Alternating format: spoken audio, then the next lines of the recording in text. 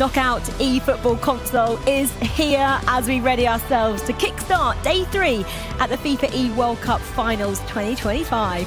Riyadh has seen 2 days of intense group stage action, but today that intensity amplifies with both the quarterfinals and semi-finals. Our nations need to turn up or they will be sent home. That is the theme of today, or that's what I'm saying anyway. I cannot wait for this. Welcome back to the SEF Arena. Welcome back if you have joined us over the past 2 days as well. And I want to introduce, as always, our mega lineup we have here. Chris Dunn, Alia Harvey and Harry Channon. Welcome, all three of you. I just feel like we're upping the ante on day 3, aren't we? Massively up in the ante. It just feels like the first 2 days went in the blink of an eye, but this is when the real competition starts. Knockout football in its best form. Yeah, I mean, do you feel like it's a bit more stressful around the arena today, Alia? I think there's a lot more silence. I think even for us as talent, we've noticed that we feel like there's a lot more pressure, even looking down into the studio. They're not really interacting with each other like they were yesterday, so I'm excited for knockouts. Harry, what have we gone from gear 3 to gear 7? Is there even a gear 7? We're definitely moving up the gears, Rachel. There's no friends in knockout football anymore. You can't be the same jovial self you were in the group stages the last 2 days. You have to put your best foot forward now. It's a completely different kettle of fish, and by the end of the day, we're going to have our 2 finalists. It is, though, 2 legs. Will most of the teams want to just wrap it up by those 2 legs? Or are some of them actually going, you know what, golden goal could suit me? I think it's one of those that it's going to be individual per team, but at the same time, I think you probably try not to think about it too much. I think you go in, you play your game and see what happens. Golden goal, though. Hey, come on, guys. Wouldn't we all love to see a golden goal at some point today? Yes, please. Yes, please. Definitely. Alia? I think we'd love to see it. I don't think they would, but No. I think it's important to remember they've all played each other twice already, just on different days. Today, they're just going to have to do it back to back. In terms of other changes, I guess the draft is one of those. So teams have gone out, they can use the players to add to their roster to bolster their chances. Have we got an insight into what teams have been doing overnight? Any changes that may have happened, Harry? I think we'll have a good look at them here in the knockout stages. Obviously, the team that you've fielded in the group stages, you want to kind of stick with. You know what works, you know the players and their tendencies in the game. But what was interesting is not only if you finish first in the group, you get a 4th placed team in the knockout stages from the other group. You also get to choose first from the group of players from the 2 eliminated nations from your group. So yeah, there is definitely an element of looking out for some new faces, for some new nations here. Yeah, so the other 2 days, of course, everyone's played the same teams. They've been in the group, they've played each other twice, the nations they've got to know. Now we've just ripped up that rule sheet because they get to play the other side of the table. They don't know much about them. Will they have been studying that overnight, Chris? 100%. I think you would have, well, you should have been at least having a look at how those teams have been playing typically, how their games are being going, their tendencies, and how you match up well against them. May well be some formation changes in there. That draft might have come into consideration when you do see who you were going up against. That's maybe something some of the players could have thought about. But yeah, I think everyone will just be looking to play their game, but making sure they've done their research. Alia, Harry said he didn't think maybe there would be many changes because obviously they know tried and tested formulas from yesterday and the day before. But the likes of Mexico, who were 4th in their group, going up table toppers Italy, would they be looking at that going, well, maybe I need to make some changes because they've got such strength in the Italian squad? I think the Mexico team, they conceded the most amount of goals, and coming into today, they're the only team with negative goal difference. So if I were them, I'd be looking to add more defenders to the team to try and not concede as much, especially that they're coming up against Italy, who are, in my opinion, one of the strongest in this tournament. Yeah, I mean, in terms of maybe dark horses, underdogs, can we call anyone an underdog now we're at quarterfinals who's still left in this final 8? You probably shouldn't, but there are a couple of nations that I think you definitely wouldn't fancy going up against. It seems a bit strange to call Poland dark horses because they ended up first in their group. They won 5 back-to-back games yesterday, 5 wins in a row. They're coming in on a hot streak. Yeah, today's a new day, but I don't think anyone really expected that. They beat the reigning champions Indonesia to the top spot and have forced Indonesia into a pretty tricky round one game. They got the most points as well across both groups yesterday and the day before. 22 they managed, did Poland. Poland are in it, Indonesia are in it, Brazil are in it, and Brazil actually won the Axe Player of the Day yesterday with Henriquinho, who got the accolade today. Oh, goes to Mexico and Andre Pumas. Well deserved, you three? I would say so. I think, you know, Mexico kind of came in as, I don't want to say an unknown package. We know of those players, but we weren't sure what really to expect. Come through and ground out results. I mean, as I said, they were one of those teams who do concede a lot, but I tell you what, they score some bangers every single game. And I've seen the highlight package, so I know that it's coming, but some of the goals they've been scoring over this past couple of days are being outstanding. Yes, okay, we love to see the balls crossed in the box. We love to see the passing moves, but just some of their execution around their chances. I think what it kind of leads to when you see a team that's coming through to this stage with a negative goal difference. When things are going badly, they can go pretty bad, don't get me wrong, they will concede plenty, but when they have their opportunities, they are backing. We called them underdogs, I think, Harry, at the beginning of this tournament. Have they put that kind of name to the side now and are very much contenders? Yeah, I would say so, and I think it's likely due to this result in the end. That 16th minute goal helped them win 1-0 over Indonesia, and when you put out a statement win like that, everyone looks at Indonesia, Italy, you know, the big nations, Brazil, to be those challenging towards the top. But when you're putting in good finishes like that, I mean, a couple of really, really good goals from Andre Pumas, I think, yeah, you wouldn't want to face them in the knockout stages. They'll be really tricky to beat. And I guess you look at Mexico and you go, oh, Andre Pumas, okay, today he's our Axe Player of the Day, or was from yesterday. But then you go the Arsenal style as well. There's two really strong players in that Mexico team. And they're also a new nation. I think this is the first time they've made it to the groups and now making it to the knockouts. They have the pressure of not just being able to see their opponents, but you can hear the crowd, you've got the arena, they can hear everything that we're saying. So I think giving them the underdog title was right, and I think now they've got a fair chance. Tough opponent with Italy, but I would love to see them go through. We say they're underdogs. Do you think they expected to get this far? I think they would have had confidence. Harry's in nodding themselves, over there. to get out of the groups, but they have been dealt a bit of a tough hand going up against Italy, who I think probably for me have looked the most impressive team, probably the most consistent. So yeah, going up against Italy is a really tall order, but they'll be happy to have made it out of the groups. Yeah, they'll be happy, and hopefully they're not too stressed, because I feel like it does feel a little bit more stressful around the arena. Obviously, the stakes are much higher today, being knockout football. I wonder if it feels that way as well down on the studio floor, where all the players are getting themselves ready. And to find out for us, let's head down to our reporter CJ to get an update. Yeah, thanks, Rachel. I am down on the floor. I've actually found myself behind the DJ deck because quarterfinals day, the playoffs have started, and I can just feel the amount of tension in the arena right now. So I thought I'd just play some soft tunes, maybe listen to my beautiful Australian voice just to calm the nerves of these players. But boy, oh boy, the difference from the group stage to the playoffs is crazy. You can feel the tension. It's do or die now, elimination point, and I cannot wait for these quarterfinals to get started. I'd say it's been a pretty good start from you guys up top as well, but Harry, Chris, you've probably got 5-10% improvement in you guys, so look forward to watching the rest of that pre-show. You probably should have gone on a wide shot and just seen these guys' faces. I'm not happy with you, CJ. What? Tumbleweed. First of all, he grasses me up yesterday. And now I'm getting slighted, honestly. He doesn't do any work, Rachel. This guy works for about an hour a day and has the cheek to say that about us. Honestly, we work hard. We're grafters up here. I didn't even give us any music. What the hell? He didn't say our names, so Didn't. I think CJ thinks we're doing a fantastic job. Thank you, Alia. Baby. I wouldn't value his opinion, Alia. What music would you play to calm down the players or calm down yourselves if you were going out to compete in the quarterfinals? Alia, I'll ask you this one because you've been there and done it.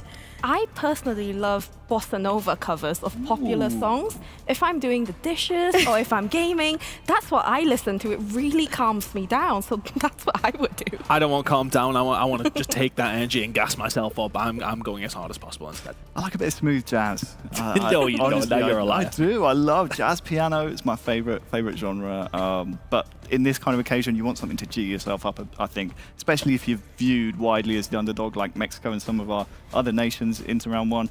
You probably want something to get that heart rate going early. Well, you've heard about some of our unusual music choices today and a lot more as well. You've seen CJ on the decks Should we get back to eFootball console and see exactly who's playing who? That would be wise, I think. Right, here are the matches coming your way. The quarterfinals, all remember, being played at the same time. They kick off in about 20 minutes time at 11 o'clock our local time here. Italy, Mexico. We've already mentioned this one a little bit. That's up at the top of the bracket. And then we've got Poland, who we've also mentioned, taking on Turkey. Poland, 22 points. They got table toppers in Group B up against Turkey. And then maybe a really open lower bracket because we've got Saudi Arabia and Japan there as well. I have left the second quarterfinal out for a certain reason. It's Indonesia taking on Brazil. And that's why, Harry. Why am I leaving that one to last? 365 days ago to the exact day these two met on this very stage, with the Garuda drums beating as loud as you could hear, and put on one of the best finals that eFootball has ever seen. I'm really surprised to see them match up this early, and I think both Indonesia and Brazil, their players will be thinking, oh no, we have to go up against them again this early on. Wow, I mean, we have to send one of them home. I cannot pick between them. Oh, I don't think any of us can. And Indonesia, of course, were the champions this time 12 months ago, taking home the top prize. And with that in mind, let's have a look. If they were able to do it again this year, what they would be rewarded with. Well, the champion, you can see, gets $30,000. But we actually want to start at quarter-final stages because everybody competing today, they get $6,000, and if they're to round out the day and make it to tomorrow, well, that goes up to $18,000. That's an increase of $12,000 just for, I'm going to say, winning 2 games. It sounds so easy. Yeah, why are we all not down there? Nice day's work, to be fair, that isn't it? You managed to get yourself up to that kind of price, but that's where we're at in the stage, right? It's the knockout stages. Every single game you win now is massively influential. I know. Oh, it's going to be a big day, and like I mentioned, you go up $12,000 if you make it to Championship Saturday. That's tomorrow. It's going to be very exciting. Okay, well, you've heard from the 3 casters here and myself and CJ on the floor. There's a few more members of our party as well. Should we introduce you to our 2 commentators, Abdulaziz and Cole? Good morning, chaps. How are you both doing over there? Not too bad at all. We're having a good time, aren't we? We're always enjoying ourselves here in the casting booth. You're looking forward to some incredible eFootball today, Abdulaziz? Yes, of course. Good morning to everyone. Yes. I mean, today is the day. We have probably the biggest matches in this tournament. We have Indonesia against Brazil. We have also Italy against Mexico, I think. And also we have, I believe, it's Saudi Arabia versus Japan, and Poland Turkey versus Turkey, the other games. And I think for me, the host nation, Saudi Arabia, coming up in a big game against Japan is going to be thrilling. So all 4 quarterfinals will be excellent, and we'll be able to keep an eye on all of them at once, as well as our feature game. I've actually got a burning question for the 2 of you as well. Music taste. What's your calming music before you go out and play? These 3 have given us some rogue options this morning. Calming before music, a what have you tournament. got? Okay, go first, I'll go second. Well, I mean, you asked earlier about what they'd play down there. I think, like, really some horrible hardcore, you know, screamo, just to get in their heads. That's what I'd be blaring out. I'd put my own headphones on and play that out. For me, no, nothing actually. Oh, Gets in his head. Abdulaziz doesn't go for any music. Okay, that doesn't actually surprise me. That's very much like you. Most chill man in the world. He's so cool. He's so calm. Nothing phases him. Guys, thank you so much. Enjoy casting these quarterfinals. They're going to be absolutely epic. Did it surprise you, Abdulaziz? No music. I silent. just know that guy's just in ocean sounds and he's just staring down the screen. He's Really? so icy with What it. I take from that is that Abdulaziz is just a psycho. I mean, there's no music. Like, who can live without music? Cold as ice, but that just shows everyone's different, and I'd be intrigued to see what some of the players do and don't do, because a few of them obviously have their headphones on all the time. We think they might be listening to a coach, but I suspect a lot of them are listening to music to either calm them down or get them pumped up, as the case may be for Cole and Chris. I think so. I think the benefit of being in the commentary booth is you actually get to see what they're saying to each other. Yeah. And a lot of them are actively speaking to each other. So I think that's going to be the case. And hopefully the commentators can give us some insight into what they're saying as well. With 15 minutes to go before the quarterfinals start, Alia, take us back to when you were competing. What were the nerves feeling like at that moment? Oh, I was terrified because that was my biggest and honestly my first proper tournament. And for it to be at a LAN representing England, you hear the national anthem playing and you're sort of just stood there thinking, oh my gosh, there's a crowd. My parents are watching. I don't want to disappoint anyone. But I think when I got out there, you just block out the noise. You honestly forget everything around you and you just focus on the game itself. And I think that's what a lot of these players are going to do today as well. It's just, I need to win, not just for me, but for my country. Thankfully, no crowd in here today. They get the delight of having that tomorrow if they make it through to the final. Okay, well, we are ready. This is the time to welcome all our players here at the eFootball World Cup finals featuring Console. It is quarter-finals time, and I hope the players are locked in and ready.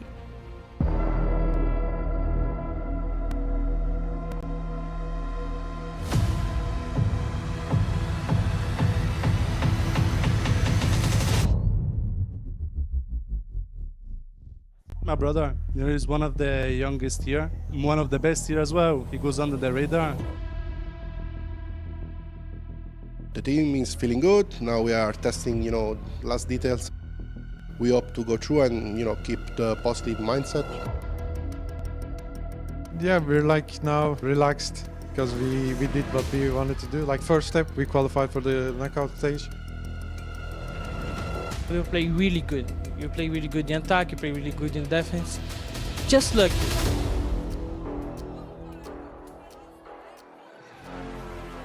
I expect a very tough match. I think that it's going to be decided by the most minor details.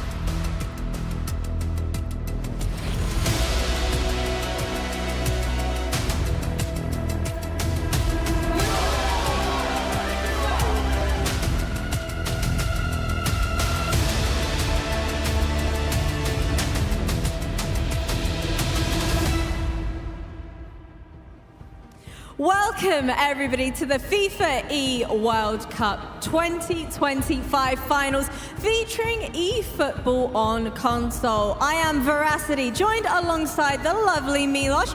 And Milos, how excited are you today to dive into not only our quarterfinals, but also semi-finals today? Well, I'm sad to say that my words really fail me in a moment like this because the excitement is on another level. Over the past 2 days, we started with 12 national squads. Every one of them, one of the best on the planet. And now we're down to only 8. The craziest part of this is that they played 10 rounds to get here. There was a lot of space for error, but now it is single elimination. You make an error in your matchup and you're out of the running at the FIFAe World Cup. And Milos, not only that, it is now a best of 2 aggregate. So players, I see you all ready and eager to get the show on the road. So let's welcome to the stage our very first team. It is Poland! The top of their group with 7 wins under their belt. Ostribuk and Zilo have already exceeded last year's top 12 result as the dynamic brother duo. Next up, it's Turkey! And after a grueling group stage, they're back for the 2nd year in a row at the playoffs. Mujahid Nardagolazo, the stage is yours! Give it up for Indonesia! With 20 points and being 2nd in Group B, Binong Boys and Shinx Elga have yet to be put through their paces this event. The 2024 runners-up, Brazil! They faced mounting opposition throughout the whole tournament so far. Jay Victor and Henriquinho, they're looking to put this one to bed. Your host nation, Saudi Arabia. Playing at home with fans eager to watch them play. It is up to Iniesta and Figo X to make it happen. Up next, it's Japan! The team has left the past buried in 2024 as they forge a new path ahead. Accent test, it's all you. Give it up for Italy! And mamma mia, what a showing of talent in this squad. Eterito, a player who has continued to be a world champion since 13. and Naples, the former player of AC Milan, joining him. Last but not least, it's Mexico! We love an underdog story, and for them, it is well and truly alive and kicking. The Arsenal-style Andy Pumas have massively impressed here at the FIFAe World Cup. These are our 8 remaining teams here at the FIFAe World Cup console, and my God, is it heating up. Players, I'm looking at each and every single one of you. This is your opportunity to make your nations proud. This is your last chance in the FIFAe World Cup. So studio, take it from here. Thanks, Milos. Thanks, Veracity. I mean, that got me a little bit stressed out. All those last chance saloons there. I don't know what that made the players now feel like, but I was just watching them as well. And, you know, this is when the nerves start to settle in, and just what's at stake is really amplified in your brain, Chris. I think like I used to play on a competitive level in a different game years and years ago, and sitting in like a hole somewhere, like or playing for nothing, that was nerve-wracking. Never mind represent your country. You're in this studio playing for some of them for life-changing money. There is so much on the line today, and it will start to become a big realization as soon as they're sat down. Those nerves will really start to kick in. Harry, you know all of these players pretty well. In your opinion, which team are the most composed? It was interesting because I was watching Indonesia's reaction and Brazil's reaction. Both seemed pretty muted. I mean, 3 out of the 4 players looked kind of ready to go, concentrated in the zone. The one player, Henriquinho, the new man who did not participate in this matchup 365 days ago, he looked ready for this. He was doing his usual, 5, holding up the 5, obviously a reference to Brazil's 5 World Cups, the most by a nation. Henriquinho looks ready for this. I mean, he was our Axe Player of the Day on day 1. They'll need a big performance from him here in the knockout stages to best last year's champions. Alia, I'm looking again at the floor. Italy, they're the only team not sat down. Why would that be? I think Italy are just really, really confident coming into this. In the group stages, all 7 of the games where they scored first, they then went on to win 5 of those. If they conceded first, they only lost 2. So I think Italy know if we score first, there's a very good chance we're making that semi-finals. Well, you can see all our teams getting ready. Harry, who's had the biggest improvement over the last 12 months? Compared to last year, I mean, just my eyes always focused Japan. I mean, last year they were absolutely devastated, being knocked out in groups. Even though going into the last round of fixtures in the group stages, they had it within their grasp. This time, Axe and Tess, they've teamed up. They really have been solid throughout the group stages. Not flashy. When you look throughout their results, it reads like binary code because there's 0s, 1s, it's 1-0, it's 0-0, it's very close, tight games, but those two just look to be dangerous. When you look at those type of consistent results in the group stages, if you can translate that to the knockouts, they could go very far. Well, obviously, we've already told you who's playing who, but let's just have a reminder, if you are just joining us, of the bracket and which nations have been drawn against each other in these quarter-finals, because we have some interesting clashes, that's for sure. Right, well, the first one then we have is Italy taking on Mexico. Remember how it worked from yesterday. If you topped your group, you would go up against the nation who was 4th in the opposite group. So that's what we see in Italy. Mexico, table toppers Italy, Mexico 4th. Indonesia and Brazil, they were 2nd and 3rd in their respective groups. And then we've got table toppers Poland up against 4th place Turkey. And again, 2nd and 3rd in terms of Saudi Arabia and Japan. Guys, which side of the draw would you like to be in when you're looking at that? I think there's quite a disparity, to be fair. If I look at all 4 of those bottom teams, any one of them could make the grand final to me. I mean, look, we will have our favourites, but the top side, oh my word, it is absolutely stacked. I think what you got Italy, Brazil, Indonesia, all up there, all potential winners of this tournament. But I think that kind of shows the competition level that we're saying, look, anybody from the bottom side could get, of course, into that grand finals. Don't ever count out Mexico as well. I mean, there's so many squads here who could advance forward very, very quickly in this. Will we get some surprises? I'd imagine we probably will, but I don't know where it's going to come from. Alia, who's punching above their weight just to be in the quarterfinals? I mean, well, that's a tough one, Rachel.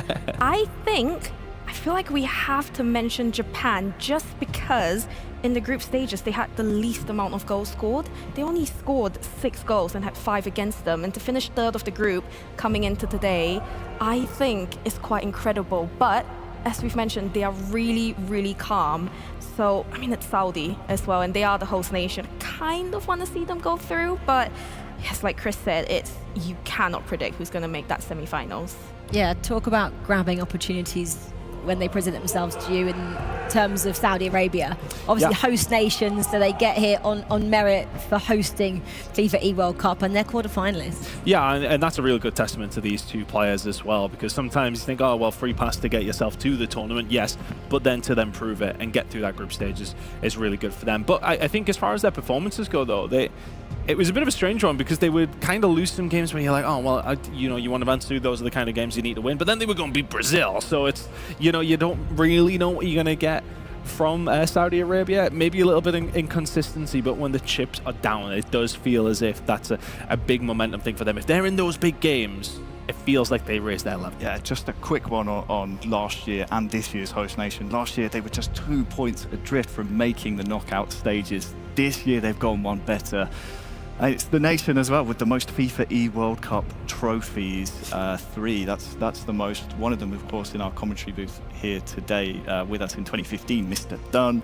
But yeah, looking forward to seeing how they can perform here today. I'm really looking forward to seeing the drama unfold.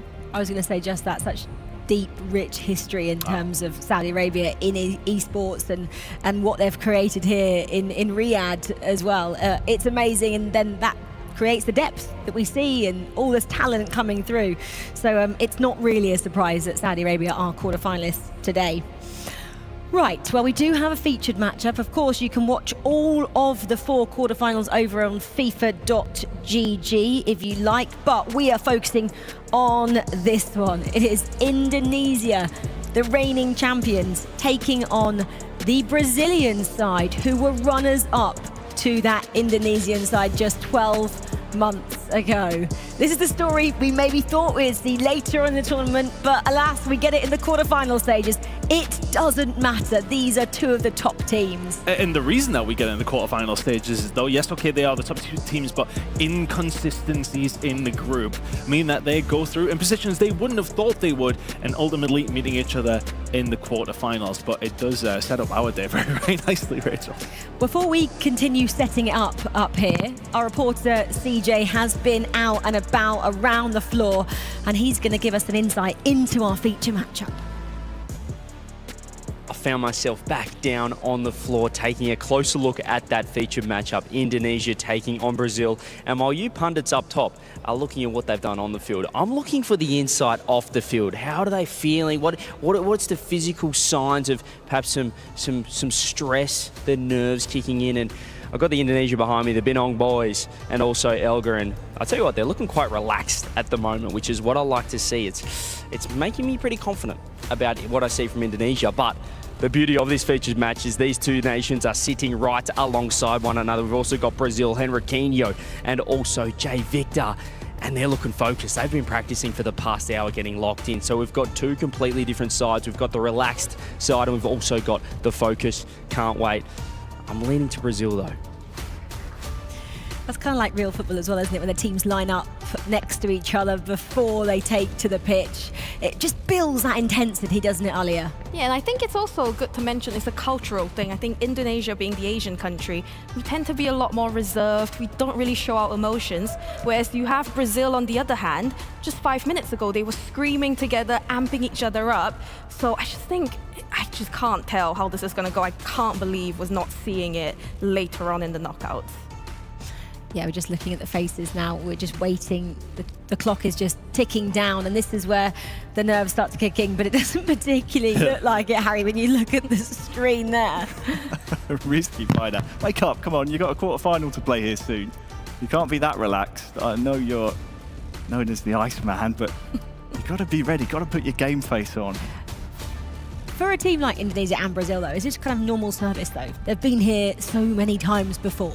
Absolutely. They're used to being in knockout stages and going on deep runs in tournaments, but we have to say goodbye to one of them here, and it's really, I mean, it's a crying shame, but ultimately it's due to, as Chris said, lackluster performances in the groups. The results, they tapered off towards the end and allowed some results to go by the wayside, and you cannot do that. You cannot let yourself succumb to a lack of concentration at any level, at any stage of this type of competition. Otherwise, you'll be handing yourself almost a poison chalice in the quarterfinals. I mean, for both these two teams yesterday, combined 4 wins and 3 losses and 3 draws.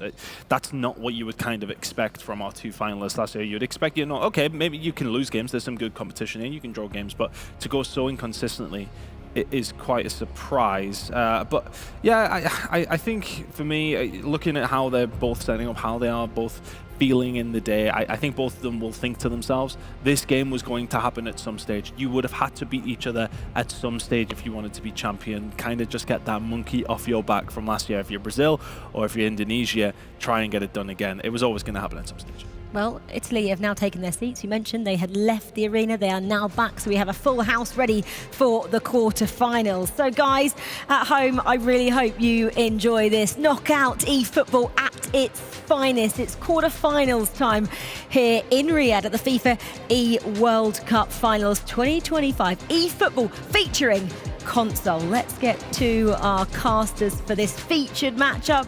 Brazil taking on Indonesia. We've got Abdelaziz and Cole.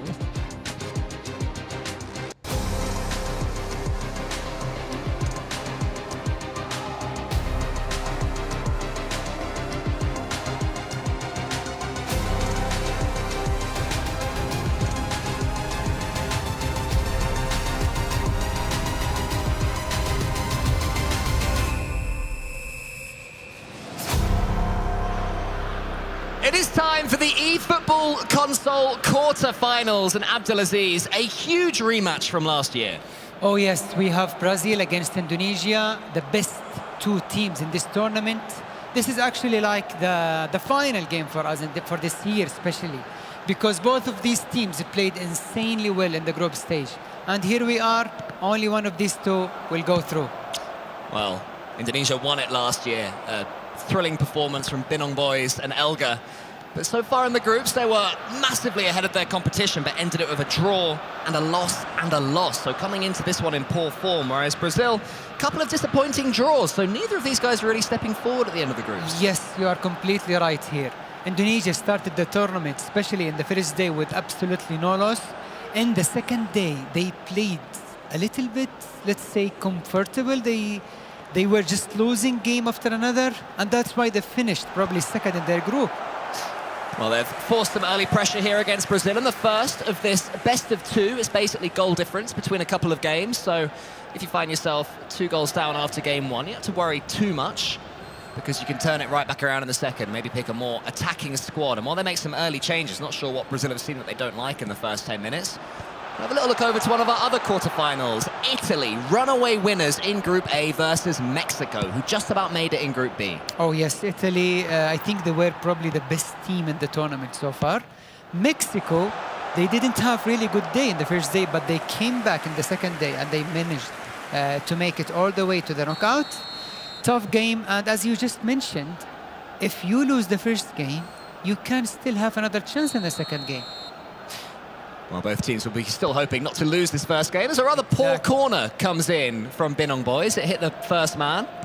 He does keep hold of the ball, though. Tries to make up for his earlier mistake, but it does fall into the bottom right to João Victor. What a player, a world champion in his own right. He's done it all in eFootball console, and now he's on the ball as well. Tries to find Henriquinho, yesterday's player of the day, who gave him a huge hug before this one started. Brilliant team synergy for Brazil. Oh yes, of course. I mean, that's the beauty of the team of Brazil, because you feel that both of these players know each other very well. Yes, João is like really, really good, but Henry also is like doing some magic with him.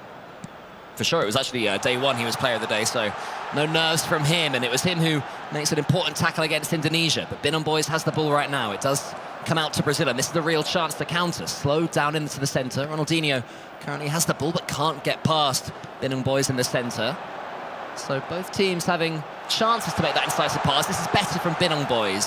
Never rushes when he has the ball. It's end-to-end at the moment. Yeah, I think Indonesia is like playing a little bit more offensive.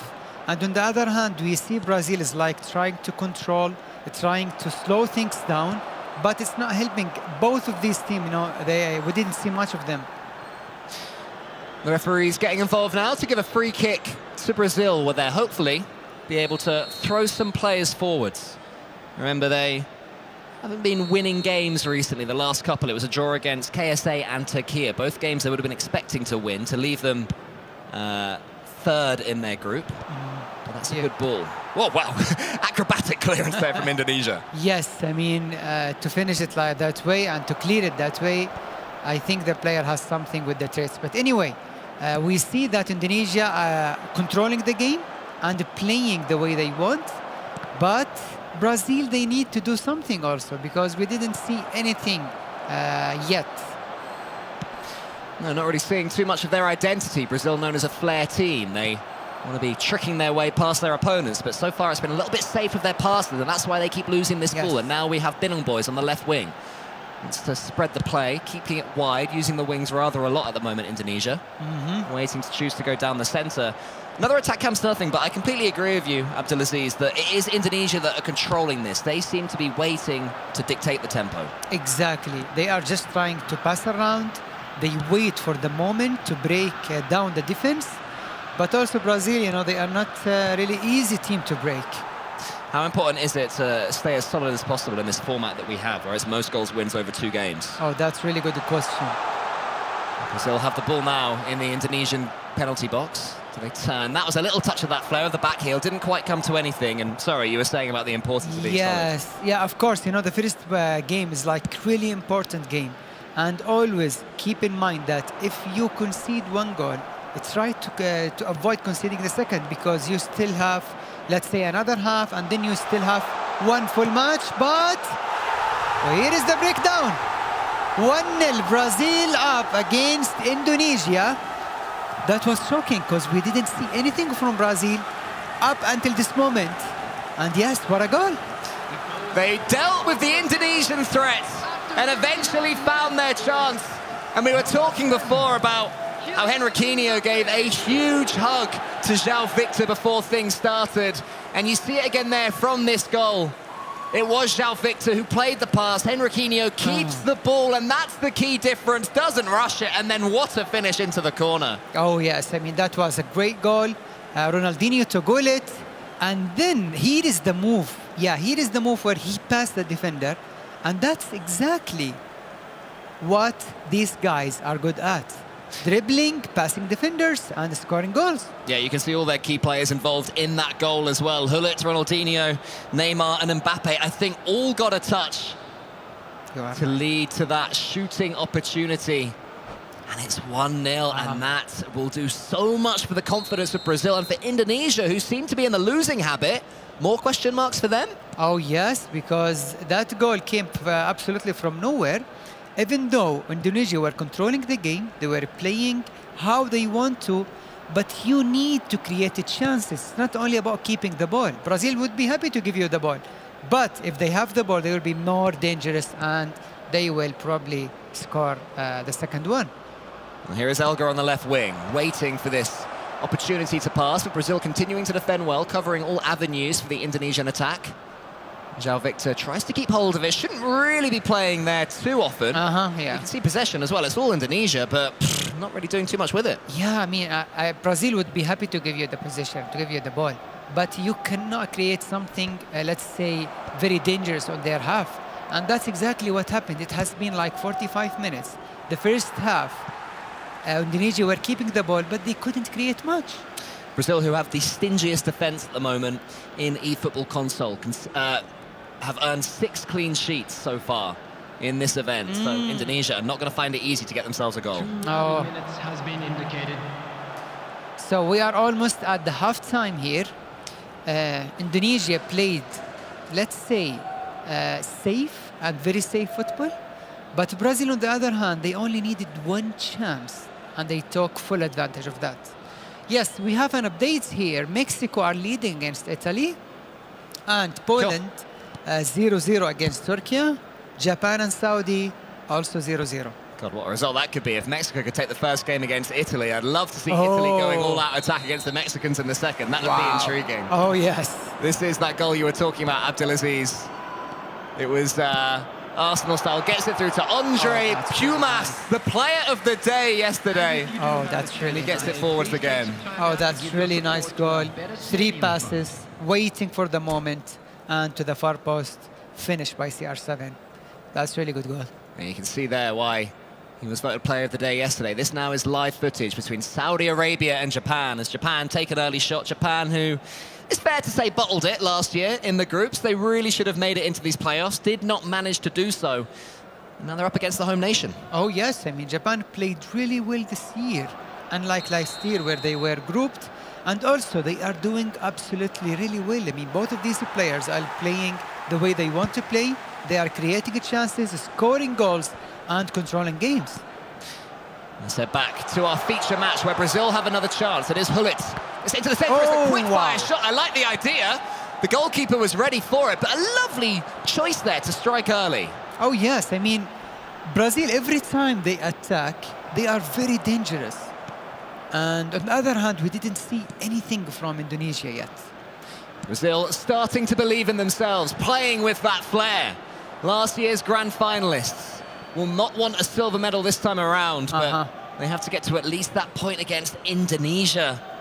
João Victor, how much will it mean to him to this time finish what he started last year? Oh, to be honest, I think it's really important because what we saw last year, I mean, they lost in the final game. Oh. And they don't want to see that happen again. Oh!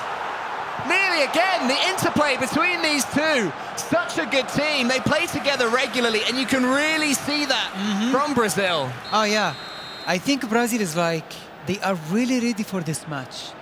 They are creating chances non-stop, very dangerous with every single chance they create. They come forwards again. The corner wasn't ideal, but they will manage to keep possession. Out onto the wings, maybe.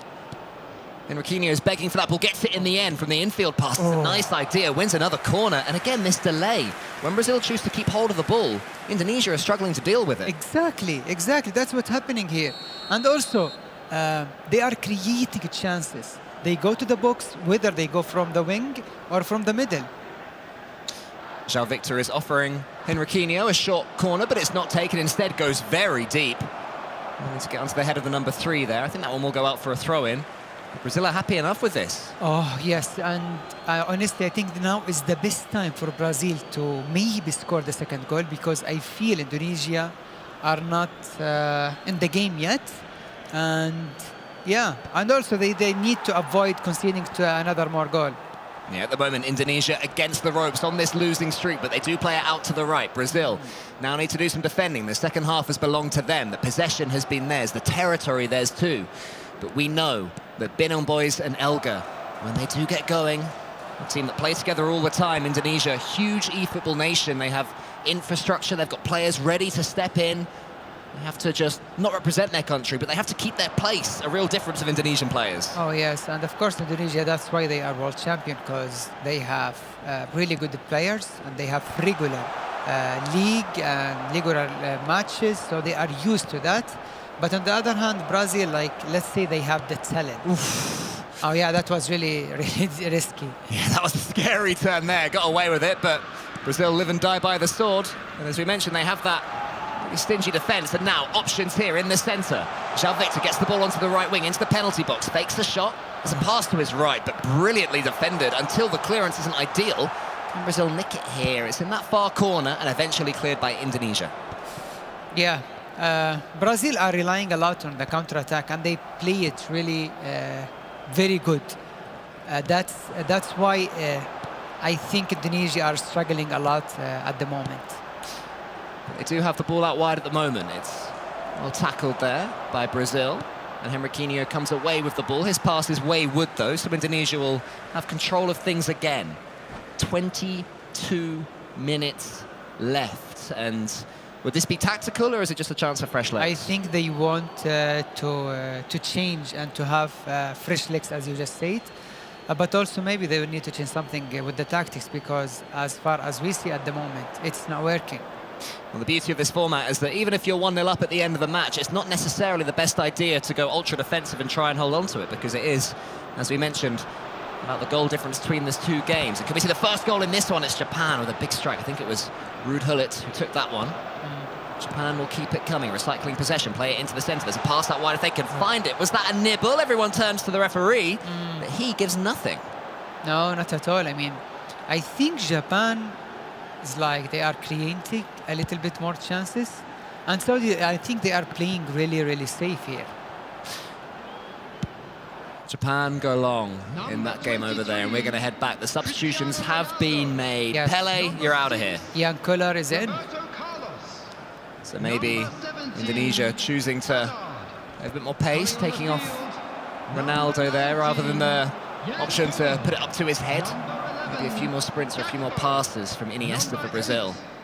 Cantona as well. Not bad substitutions to make. So huge changes, but Beto comes on as well for Brazil. I think Brazil will be more than happy to end the game with 1-0, because they know how important to win the first leg. Oh, there's a through ball there. Oh, no! Yeah. Bidon boys didn't see That's it. what has Should he been have? happening. Yeah, I mean, I think Indonesia are not playing positive, because this is the second time we see the player is a through, but they still do not go for that. Meanwhile, Brazil don't make the same mistake. Two passes, they're through! Oh, the shot's wide! But that is how you make the decision quickly to put your teammate in. Thank you. That's how it should be, because I feel they are not playing positive, Indonesia. They are just like to play safe, to go around, to go to the wing sometimes, while the middle is free, you know, just pass it up and then see where it goes. And you don't expect to see this from Indonesia. Bidon boys, the player that could have taken that pass, didn't take it, but he does take it this time. My God. The early shot's there. It's straight at the keeper. That's a great goalkeeper movement. And that's why they have Jan Koller at the moment, because he can do this and create easy chances for the other strikers.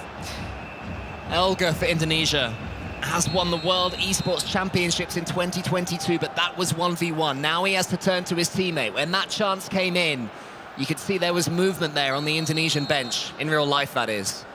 They really believe that was an opportunity. They're happy with what they've seen. The change are looking effective. Another flick on! And there it is!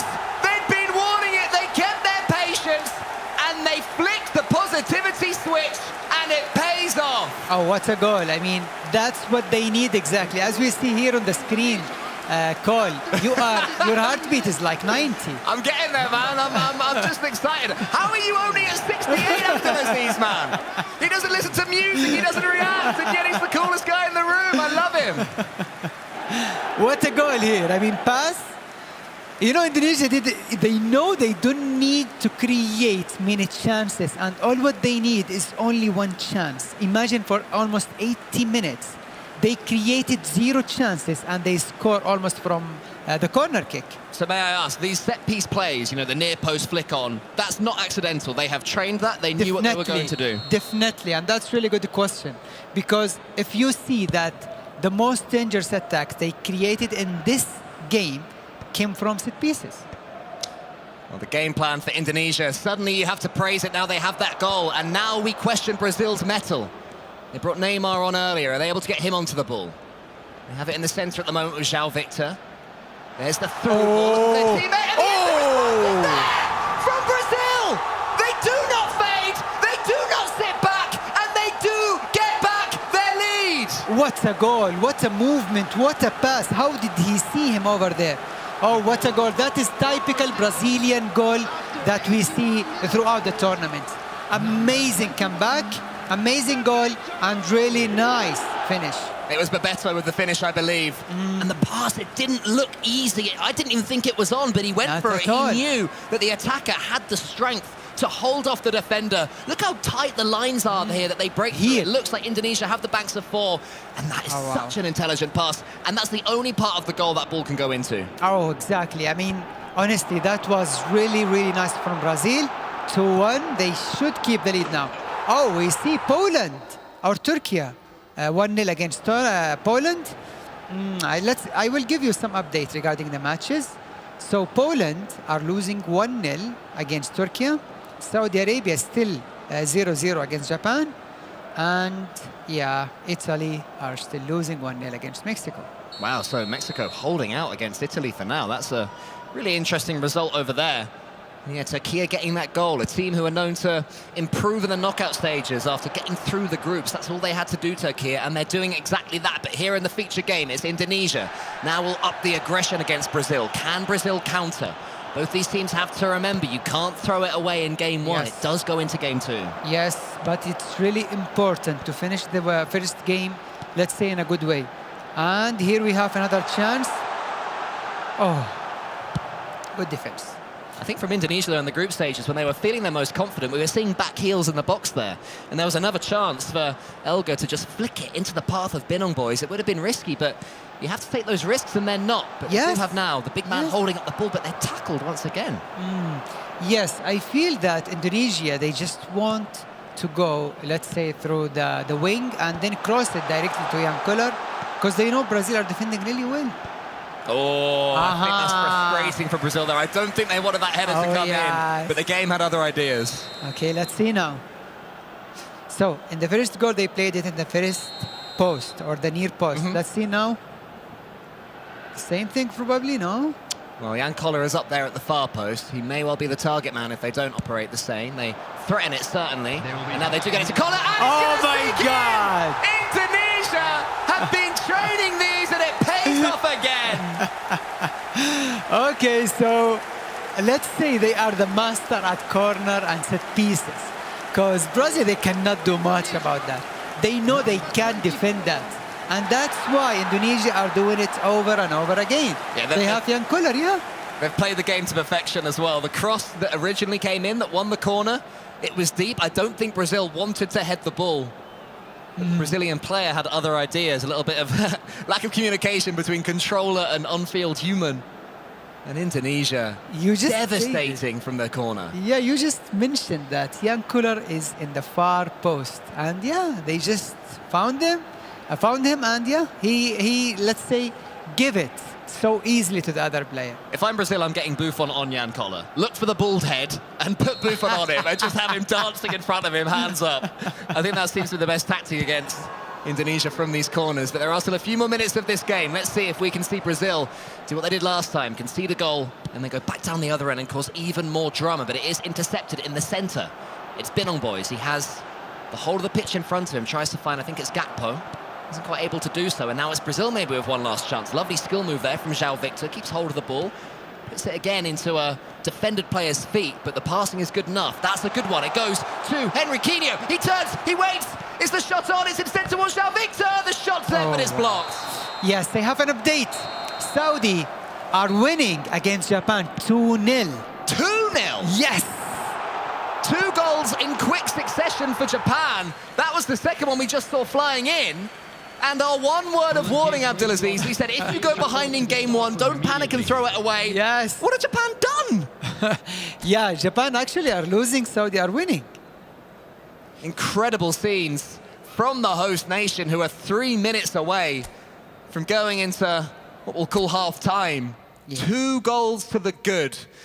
My biggest fear for KSA now is in game 2, if this does finish 2-0, which it may well still not, there is a little bit of time. Maybe they try and be defensive, they try and hold on to what they've got. That's got to be tempting. They have to, because this is really good start for them to take the lead in the first leg against Japan.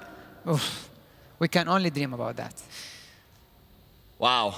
Axe and Tess are going to have a lot to think about going into this second game. Maybe if they can just nick 1 goal, that'll be something they can play with. But the balls are coming over the top from Saudi Arabia. The game management is good. Japan do have control of the ball, though. Here's Tess, but he's tackled. Great defending, Saudi Arabia.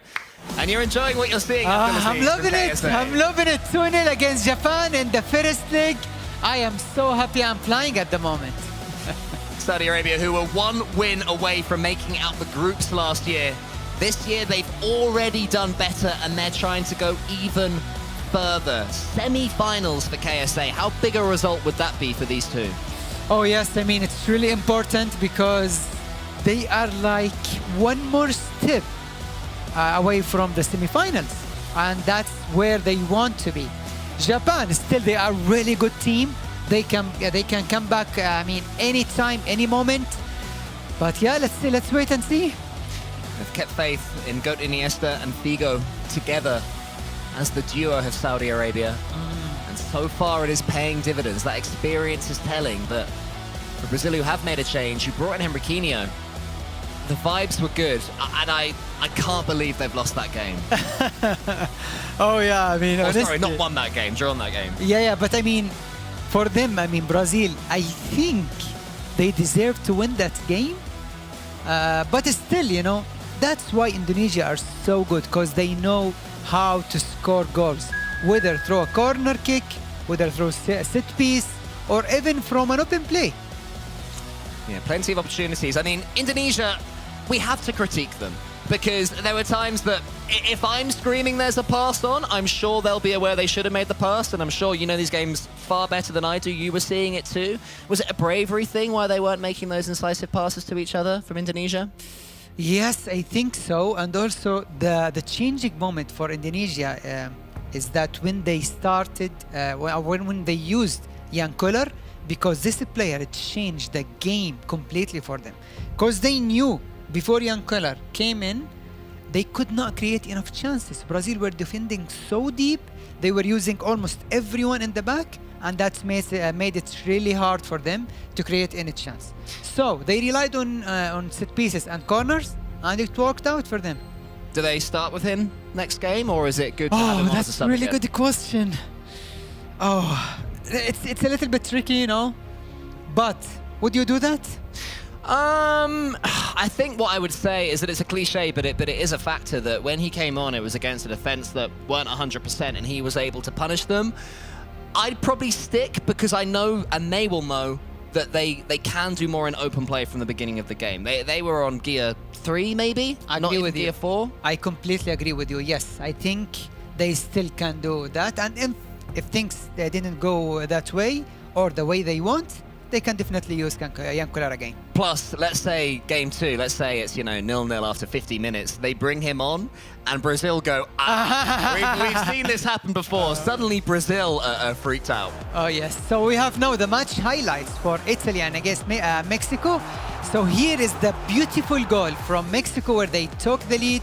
And now we see the first goal of Indonesia against Brazil.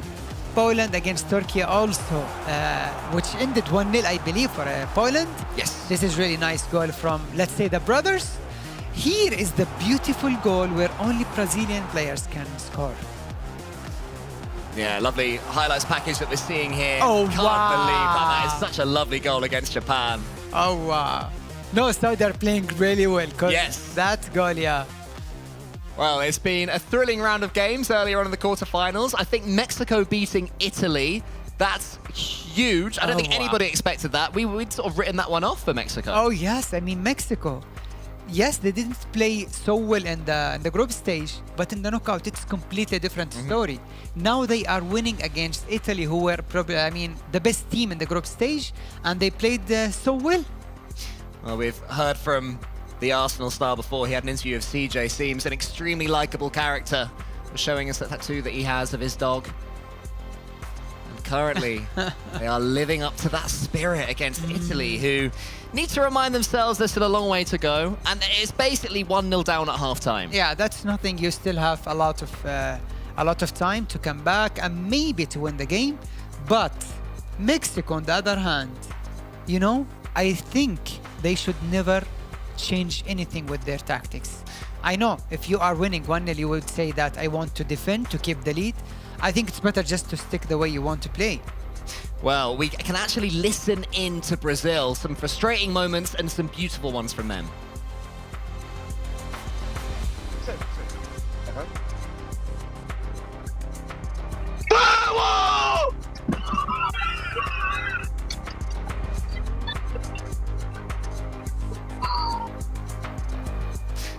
Well, that was the beautiful moment. I think that was that second goal, the one that we love so much. I don't think we can share what they were saying after that second corner went in from Indonesia. Oh yes, that's the one. But honestly, the chemistry between these two players, is so good, and I feel it's much better than last year. Even though Indonesia looking so strong, and I believe they will do something for the second game, and yeah, I'm looking forward to see what will happen. Yeah, I mean, Indonesia proving dogged, and I think that was important for them. When you're Indonesia and you're so far ahead, and you come into this one off the group stages, you were winning it by a mile, and then there was a draw, and then 2 losses, including to Poland, in order to finish second in this group, and that was essentially the game to avoid Brazil.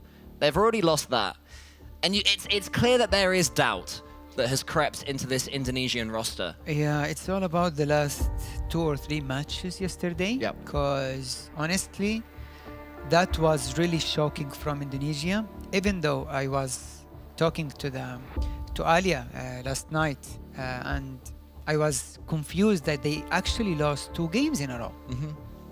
It's surprising, especially in the group stages where they were so dominant before. But they've fought back in that first game. They've actually done very well to make it 2-2. But knockout stage is always different. It has always been different than the group stage. So no matter how good you are in the group stage, when it comes to knockout stage, it's totally different. Yeah, I always feel that in this and other esports and competition in general, you can take the form from one knockout to the next, so the quarters to the semis to the finals, but the group stage into the quarters is a hard reset. That's one where you can't really say, oh, they were playing really badly in the group stages, they'll be bad in the quarterfinals. No. If they're bad in the quarterfinals, they tend to struggle all the way up until the finals. Yes. I find, in my experience. Yes, of course. I have been to so many tournaments, so completely agree with you. Well, all the players are waiting to have their next games.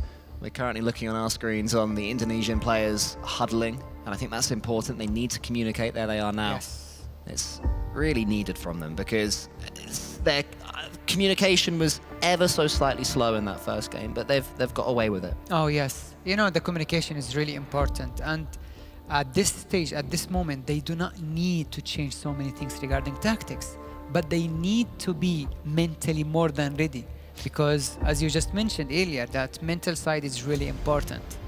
Well, that beautiful trophy that we just saw is what all these players are competing for. Indonesia currently hold that grand prize, and they will not wish to relinquish it. Oh, not at all.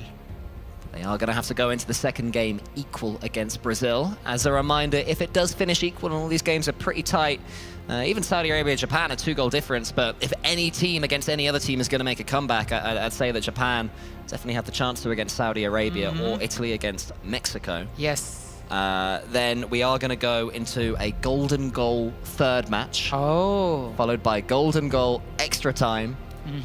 Followed by penalties, which is unlikely. Wow. We'll see 90 minutes plus extra time with no goal, but it could be done. Have you ever had a penalty shootout in your career? Yes, of course. I actually lost the semi-final of the FIFA World Cup. Yes, I was only 1 game away from reaching the final, but sadly, I lost. I apologize that I brought that up. But that's why. But that's why I feel that I hope it doesn't go to PKs for the players. But as for the viewers, I'd love to see PKs.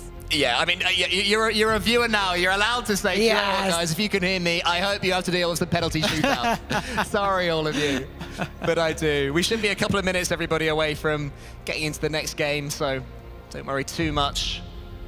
It's up to the players to hold their nerve in these situations. It is always so tough when you have to take a minor break to keep yourself locked in, but so important and a key part of esports. Oh, yes, of course.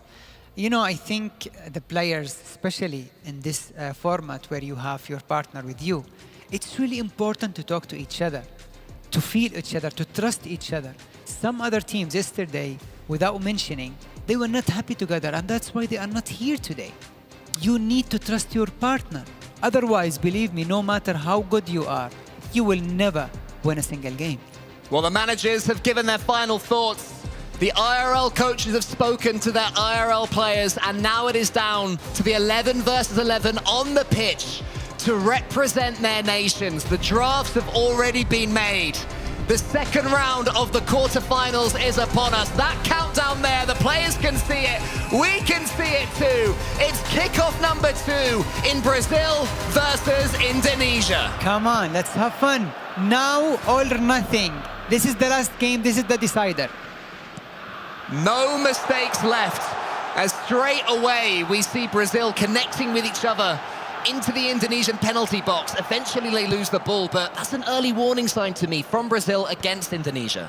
Yes, I think Brazil they are like, let's say they want to go for that goal because they know how important it is. It does seem that Brazil are going to start this one on the attacking foot, but Indonesia, we know they love to counter. It's currently Binong Boys that has the ball in the centre. Fakes out past one and then finds Elga. Lovely interplay between those two. 1-2s all the way down the pitch. That's really a braver pass. Then nice. his first time. Can he turn? Nearly, but a sign from Indonesia. Oh yes, now they are playing well. Actually, they follow what you just mentioned earlier, where they stick with the same tactics, with the same players. Yeah, we'll know that we've got Jan Koller to bring on later as a huge tackle comes in against Ruud Gullit. Indonesia have the ball in the centre. Again, slowing it down, not afraid to turn around, but it can backfire if you linger. Now Ronaldinho has the ball. Past the one, he has the ball. Still does he go for the shot? He fakes one out. I remember a particularly famous Ronaldinho goal against, I think it was Chelsea, on the edge of the box. Lots of fakes, and then toe punting it in. That's so beautiful. Reminiscent of that. Oh, yes. So, yeah, we have an update here. Turkey are leading 1-0 against Poland. Wow, okay, so that one, Turkey continuing to push forwards against the two young brothers. Indonesia have the ball. Starting to dance with it now. They have it on the right wing. Does he go for the early cross, Elga? Thinks about it, holds onto the ball eventually, finds Binong Boys. 1-2 play, then what a goal! Indonesia are back, baby! What a goal, what a movement, what a way to finish that. Really nice. I think Indonesia are playing the way they want. Yes, the shackles seem to have come off Indonesia. From an open play, you know, 1, 2, 3 passes, and then turn and then shoot to the far post. It's amazing what a fresh game, you know, 0-0 in the corner, even though the scores carry over, can do to players' confidence. Look at that, lovely pass. That's really nice. Yeah, that's the positive play they needed to do from the very first game. But yes, to come late better than to never come, you know. For a team that dropped to second place, that's the first real sign we have seen that they are reigning champions here, this pairing. Now we have Turkey, the team that they beat in the semi-finals, I believe. What a beautiful goal. Slamming that one into the corner. Wow, the skill move at the edge of the box and then the finish. Oh, only Johan Cruyff can do that. Always lovely to see these classic players back in their prime on the pitch. And Indonesia fancy a little bit more as well. Binong Boys has it. Elga makes a run ahead of him. Binong Boys holds on to it. So who's the best ever for you? The best ever player for me, I'm going to have to go with Messi. You know, maybe it's recency bias, but I think Lionel is something a little bit special. We have Messi fan here then. We definitely do, yeah. Sorry to any Ronaldo fans. I'll go with the Argentinian. He's not used as much in this game. It's more Ronaldo. Not really, yes. Yes, you are completely right. You know, players rely on, let's say, body maybe, physicality a little bit. Ronaldo certainly has that. Still playing, of course, in the Saudi leagues for Al Nassr is Cristiano Ronaldo. We saw him the first time he came to Saudi Arabia. That was quite impressive. It was 4-2 Al Nassr. It was a brilliant match. Oh, that's good. You enjoyed that. Absolutely. Yes, we did. Well, Ronaldo, if he's on this pitch between these two teams, will be hoping that he can get on the score sheet, of course, as Brazil that ball out to the left back. Ronaldinho wanting the ball, but not getting it. It's forward to Gullit. And now Henriquinho wants to find a pass down the centre. And I think what I'm seeing as well is that Indonesia, they're covering those central passes much better this game. That's really smart from you, yes. That's why they are playing really well now, because they have the tools to pass, to play, and to have more players in the mid. Now they are controlling the game and actually giving absolutely no space to Brazil. I have an update. Japan are leading 1-0 against Saudi. Okay, so that makes it shaky for Saudi there. They won 2-0 in the first game, don't forget, so that goal difference is cut in half early as well against Japan, and this was the goal. It was Tess who had it, and his teammate in the centre. Oh, lovely fake, and then there was the pass. Oh, yeah. You can't do much about it, yeah. It's really good goal, going through the wing, finding the gaps, and then pass and shoot. And then Mexico, absolute stunner. Whoa, hello! Indonesia are 2-0 up. That was not production's fault, that was out of nowhere. I was watching it, there was no danger. We come back and the ball's flying onto the post. Oh my God. I mean, Indonesia were playing so slow, very safe in the first game. And now they have changed that completely. Oh, what a goal. What a free kick. Curling all the way away from Buffon. Oh, wow. You can see that João Victor took control of Buffon as well to try and get him as close. Oh, there's Ronaldo. We mentioned him earlier. You mentioned physicality, and Ronaldo's like, yeah, I can score tap-ins too. Oh, yes. Indonesia are leading 2-0 against Brazil. Oh, that will be so hard for Brazil to come back now. They will need to go all-out attack, probably. Let's see if they do that. They did, of course, get 2 goals in the first game, but now they are staring down the barrel of elimination by Indonesia for the 2nd year in a row. Henriquinho came into this team to partner João Victor, but they come up against the same red brick wall. And I know that Indonesian fans will be watching this one and cheering for their team. They love their eFootball and they love FIFAe over there. And they're going to like what they're seeing from Elgar and Binong boys in this 2nd game. Oh, wow. By the way, Italy are leading against Mexico. Oh, this is really nice. Oh! Good Joga save. bonito. Yeah, lovely setup, but good save there from Binong boys. Is it a corner in the end, or is that a goal kick? The way that... I think it will be a goal kick, no? I think the way Henriquinho is reacting in the bottom left, it looked like a chance had gone begging, and it is even more frustration for Brazil. Oh, yeah, I mean, that was really nice individual work, but the goalkeeper of Indonesia has something to say. Yes, for sure. Not just getting onto the ball, but palming it away as well, getting enough distance on it that it didn't just fall to a Brazilian player's feet. They do win it from the goal kick, and they have it on this left wing as well. A lot of their players coming from the left. Goes into the centre. Gullit has the ball. Ronaldinho making the run, finds it, but couldn't quite then get the next pass into the middle. And Indonesia, this is looking more like their first half from the first match, where they're looking to counter, letting Brazil in. Brazil punished them last time. Another flick comes out from him. Gullit has the ball into the middle, turns. The shot's on. Is that a penalty? What? Ref? How come? I swear he sived him. Oh my God. We need to see that in VAR. We do. We need. Abdelaziz made the hand movements as well. I want VAR. I'm trying to look around, seeing if we can see how the Brazilians reacted to that one, and they're looking pretty stoic still, not looking too bothered, but I think they would have expected that one could have been a penalty. Yeah, but I think we will see now more of Brazil. They will try to create more chances. They will try to have more players in the half of Indonesia. Oh, wow. I've just seen as well that Juninho, the current reigning mobile world champion, is looking down upon his fellow Brazilians, rooting for them in the console variety. I like that R9 haircut. Yeah? Do you reckon you could rock it? I love El Fenomeno. I love him so much. I think I can do that, yeah. Yeah, okay, if KSA win in console. Brazil, okay, here we go. 2-1 Brazil came back in this game, and that's what they exactly need. Completely, yeah. Yes, and in the best possible time. Straight away from the kickoff. Yes. Half-time, it's an important time to score. If this doesn't go in, they start to question it, but it's another through ball. Indonesia fall asleep defending the centre.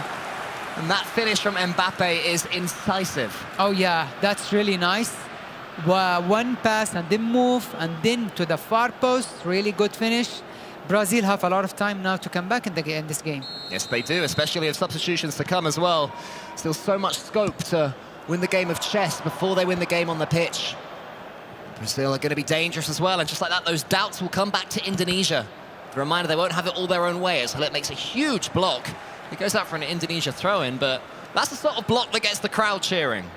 Of course, because it shows that passion, it shows that you are not going to get through with that, you know? So there are so many signs that this player wants to send. Well, that's gone absolutely nowhere from Indonesia, and Buffon can pick his spot. It's going to be João Victor taking this goal kick. Yeah, he will take his time. He will take his time. It's only 2 shots on target each as well, so Brazil will be thinking. Indonesia have scored both of those, but they haven't been dominating despite having that 2-0 half-time lead. Yeah, but I see that now Brazil is trying to push up a little bit, and they want to keep the ball a little longer in the opponent's half, which is Indonesia's half.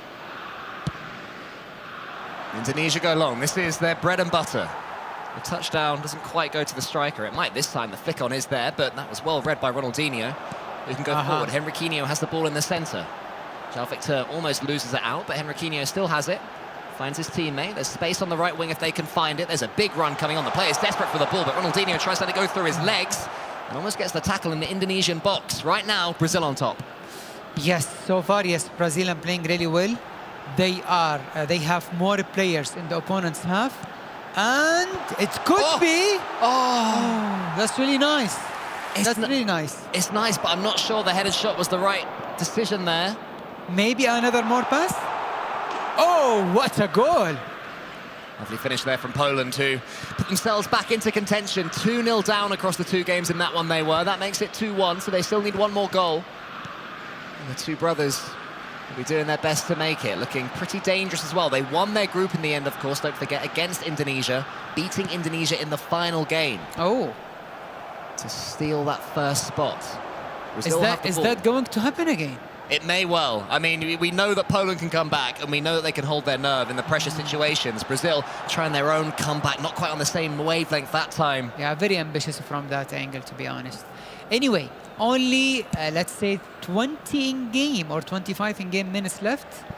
Brazil need to change something now. Probably they need fresh legs. They need to change a little bit of tactics.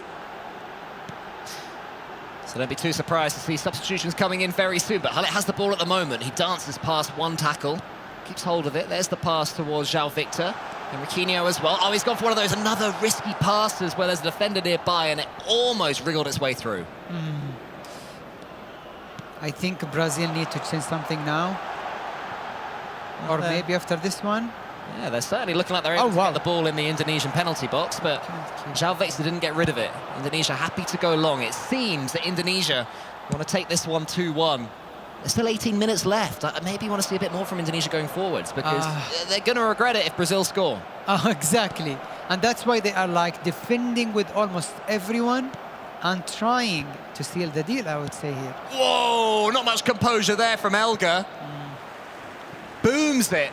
This is really up onto the pitch, and this can be dangerous as well. We've seen some fantastic Indonesian set pieces. Does Brazil have anything from the training ground? Oh, I think Japan scored, or that is Saudi. That was Japan. Oh, it's 2-2 against Saudi. Fair play from Japan. They are playing really well. You just say that if there is any team who can make the comeback, it will be Japan. I did. I think that I've seen much more failure from Japan than we should have with the quality of player that they've got. It just seemed that something was ready to snap in them, and Saudi Arabia couldn't deal with that. It's a lovely prodded finish from Japan. Really nice. That's really nice. I mean, I'm disappointed myself because I want to see the Abdulaziz R9. Maybe next year. No, it's not over yet. That one looking like it's going to go into extra time, where Saudi Arabia will have to take a few deep breaths and get going ahead of golden goal. Italy now 1-1 overall against Mexico. 1 more goal in this one may well be enough to kill Mexico off. And was this the moment that they scored it? No, it wasn't. I think this is live footage. And we nearly saw Italy break Mexican hearts live. What a save from the goalkeeper over there. So yes, we are back here again to Indonesia against Brazil with only 15 minutes in game time left. Brazil need to get hold of this ball. Indonesia, desperate for this one to finish 2-1. And they do have the big man back on the pitch. If you can see now, yeah, the whole team of Indonesia are in their half. They are defending with almost everyone. Brazil have the ball on the right wing. It's João Victor, tries to get it into Henriquinho. Maybe it's not quite time for those risky passes. Indonesia reading them very well. And this time Elga keeps hold of the ball, does try and find a pass forwards, but it's not quite met. It's a failed pass. Brazil have it again. Tippy-tappy football. Lovely fake into the centre. Is there a pass on? So close. Stabbed away by Indonesia. Oh, that was really close. They need to create another one. They need to go to the wing a little bit also. You need to go to the wing because in the middle it's almost impossible to break that. A few more chances maybe for Brazil. They have to get this ball out wide. It is all very central, as you say, Abdelaziz. But Indonesia, they're so much taller than Brazil. That one almost flicks onto an Indonesian hand, but again, they can get the ball away to halfway. That's one more effort, Brazil. These tackles, they take away minutes. Indonesia playing the plan to perfection. Exactly. And that's why they are defending with almost everyone. They're leaving absolutely no space for Brazil. But now we will see some changes. Anyway, Turkey against Poland. I think it is still Turkey leading, or it's a draw, I think. This one is, it was Turkey that won game 1, and this game is a draw. So it's Turkey that are 2-1 up overall. Okay. Turkey, knowing they're 25 minutes away. Last year's semi-finalists. They won the group stage last year. Such a dangerous team, and now they have to do some defending. They do. It's first time away from the goalkeeper. I think he could have used his hands, but maybe it was from the boot of a teammate. Italy need to be careful, though, because it is equal against Mexico at the moment, so they can't go too gung-ho trying to win it before extra time and concede a dagger against them. But now they do have the corner. They try to flick it on. There's a man there that it falls to, and it nearly does. Anyway, back to Brazil! What a comeback! Henriquinho! With 5 minutes left when they made their changes, the player of day 2 turned to his teammate and gave him a bit of G'ing up. Wow, what a goal! And that is why even Abdelaziz's heart rate touches 80. What a goal! What a comeback! Indonesia and Brazil 2-2. What a quarter-final we have here. Incredible scenes between Brazil and Indonesia. They held their nerve. It was still the fake shot, still down the middle, still to the striker with a through ball, and rifled across the goalkeeper. When you have to hold your nerve, how difficult is that finish? Oh, it was so difficult. Look, at the time, it's only like 5 minutes in game time left. The composure. Here's Saudi. Yes, against Japan. They are winning now. 3-2, I believe. Yes, that is it. That puts them in the lead overall. A 2-0 win in game 1, and now 2-1 down in game 2 makes it 3-2 to Saudi Arabia. The home fans will be loving this. Abdelaziz is loving this. Drink it in, my friend. Love it. Man, I can't wait until the whistle is blown by the referee. Really. Well, Japan are going to go all out. Until that moment, Italy and Mexico is tight. Indonesia, Brazil, equally so. 4 goals in this one, 4 goals in the first. And they've all been shared. Will we see last-second drama? Indonesia, we're trying to hold on to a 2-1 win. It has backfired. Brazil did eventually make their way through.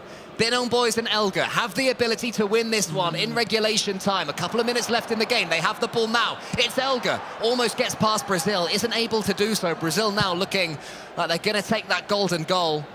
Take the coin flip. I think even if they don't want to, surely the referee calls this one here. Maybe do we have one more chance? Brazilian chance. The through ball is on. Almost past one. Indonesia should clear. Do clear. I'm exhausted, but the players are going to have to keep going. Are we only in the quarterfinals? You sure? We're only in the quarterfinals. Wow. So Saudi are still leading against Japan 3-2 in a very tough and dramatic game. And also we have Turkey against Poland. Turkey are still leading 2-1. And I believe Italy are winning against Mexico. Brazil and Italy is moving over to golden goal. For a second, we'll switch with Turkey versus Poland because Poland are on the verge of elimination. Oh, but they do have a chance. What a goal! And Poland do come back. And there it is. He gets the adoration from his brother. The youngest man, or one of them in the tournament, just 19 years old. Involved fully in that goal. And that's difficult for Turkey. They must have thought they had it. Look at the move, look at the skill move at the edge of the box, the composure and the finish. Amazing goal. This is probably one of the best goals that we have seen in this tournament. It's a clean goal there from Poland. And while we watch the players celebrating, Abdelaziz, do you want to tell us about the other result that we've got? Yes, Italy are winning, I believe, against Mexico. Saudi Arabia officially through to the semi-finals. Let's go! Yeah, of course we're neutral here on eFootball, but it's natural to root for your nation. And well done, Saudi Arabia, into the semis against, I mean, it was looking like Turkey, but who knows now? Poland versus Turkey are yes, and also we have that goal. And we have Indonesia against Brazil that will go to a third match where will be decided by, let's say, one goal, which is the golden goal. So at the moment, just to run through everything, Italy versus Mexico will be going into golden goal. Indonesia versus Brazil will be going into golden goal. Poland versus Turkey will be going into golden goal. And Saudi Arabia versus Japan. Wow. They're the only winners so far. Blow the whistle up on the tournament. KSA win it then. Oh, Poland game, sorry, apologies. Poland versus Turkey, they're making substitutions, but it's, as it stands, it would be a golden goal, but there's still a few minutes left of match 2. 9 minutes left in Turkey versus Poland. So let's hop over there and see if we can find a winner. Poland, who won their group against all odds when it seemed like it belonged to Indonesia. And now, again, against all odds, they needed 2 goals against Turkey, and they've got them. Yes. We have Turkey with a little bit of possession and territory at the end, but it's defended well enough by Poland. Yeah, I feel this game is like very close game, you know. It will only decided by, let's say, one chance, one set piece, one corner, and then it will be over. Yeah, I think so as well. It gives me that vibe of seeing a last-minute winner. If that happens. And this is, of course, to face Saudi Arabia in the semi-finals. So we're casting half an eye on this. All the other players set up in for the golden goal games. Poland send it long. The flick on is there. They're almost through, nearly on the second chunk of the ball as well. Yeah, that was really good defense. I'm going to see Turkey maybe launch a counter-attack there. Going to get that ball forwards. Do you think these players are happy to play it out for golden goal at this point? It's really tricky, but I think Poland want to finish the game now. Maybe Turkey want to go to golden goal, I think. Maybe. Well, that pass back from Poland suggests that they're at least happy to stay patient, but they have lost control of the ball. Possession so important in eFootball. The ball over the top is met by a big old Polish head. He's got passes out wide. Yeah, I think Poland themselves now, going back to the goalkeeper, they're saying, okay, let's take a break, let's take a second, because the nerves are frayed. Yeah, heart rates are high. We're looking in the 150s. Oh, that's a little bit high. Yeah, I think the referee is gonna. We have one more chance. No, we don't. Yeah, there it is. Okay, so what golden goal everywhere. What a round! I mean, the whole teams are playing insanely well in this stage. Even Japan, who were just knocked out, they came back from 2-0 defeat, and they were very close to win that game. Yeah, they did. Credit to the Japanese players. They certainly made more of a statement for themselves than they did last year, where last year they were severely disappointing, not making it out the groups. This time they are able to do so. Axe and Tess new in Japan for this year. He'd have gained a lot from the experiences here at eFootball. Of course, he knows his eFootball. He's the eFootball Championship 2025 winner for FC Barcelona in solos. But it's always so much different when you're playing with a teammate. Of course, it's not easy at all, because they know everything about you, you know, and which is why it will be a little bit complicated. But yeah, Poland against Turkey, it is a draw. They will go to the third round. Indonesia against Brazil, we will see them now. The decider, I would say. And Italy against Mexico also. So the only team that went through to the knockout, to the semi-finals, Saudi Arabia. And sadly, we say goodbye to Japan, who played insanely well throughout the tournament. Yeah, I'm glad we got to see the best of Japan. You know, such a brilliant duo. They play together all the time. Regular 2v2 duo. I mean, these guys have been playing together their entire life. The Polish players, Ostrobuk and Zilo. Zilo just Do you think 19. the chemistry between the brothers helped them to reach this stage? Yeah, I think so, especially. I mean, they know how they get on. They know how they agree about things. They've also learned over the years how to disagree about things well. And that's an important really good point. aspect as well. You know, you're not always going to have the same opinion on whether to bring in this player or bring in that player or who's playing well or badly. But, you know, they've been through the bickering stage of their career when they were, I don't know, 10. And now they're mature adults. Wow, Can deal with that's these problems really on the good pitch. point, yes. Well, we only have one team currently through, and speaking to them is Miloš of Saudi Arabia.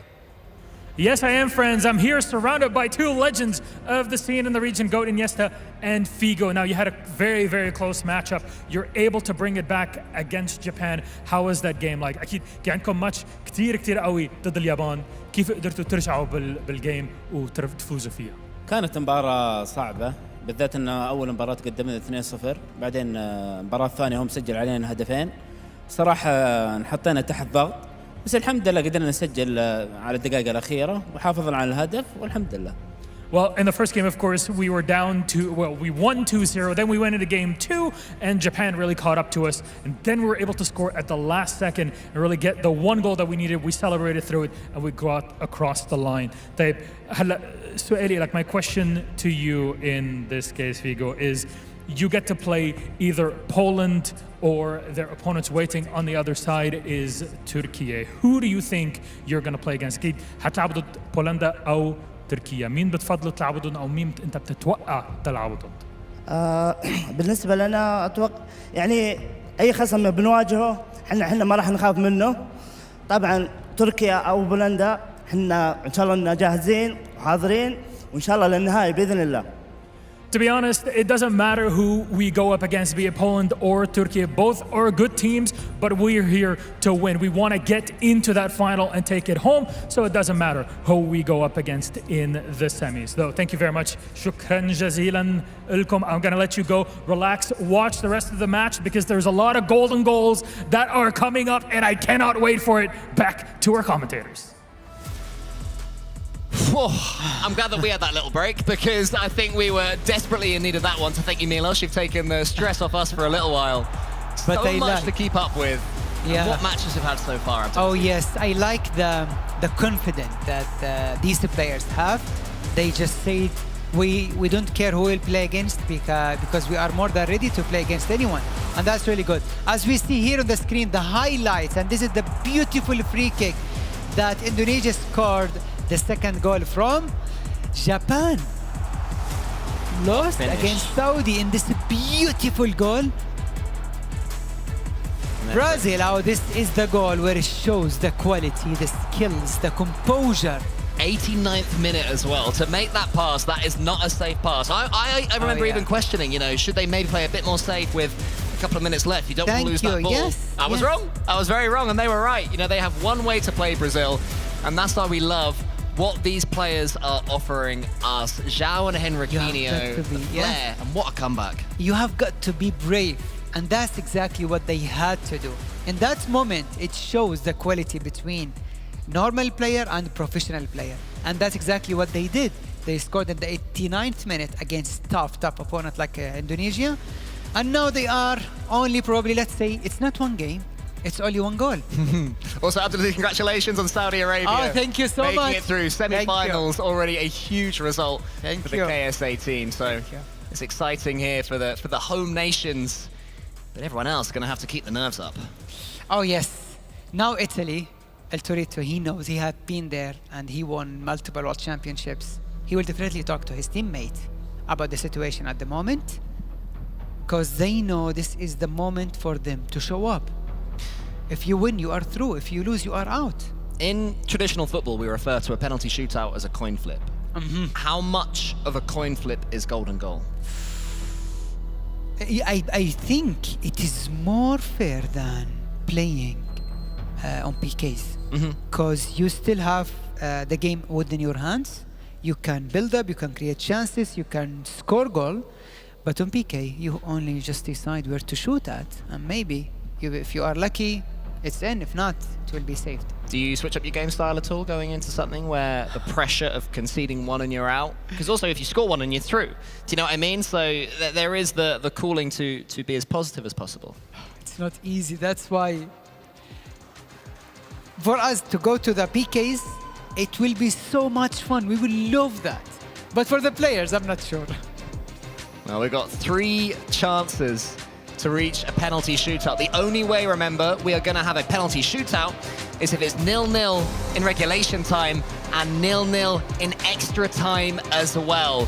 90 minutes plus 30 minutes. 1 goal is going to take it. 3 more matches remain in this semi-finals. We are heading there. And I'll tell you what as well, we're going to jump between the games, Abdulaziz. Let the show begin. Come on, we have the final game. Only 1 goal will decide who will go through and who will leave us.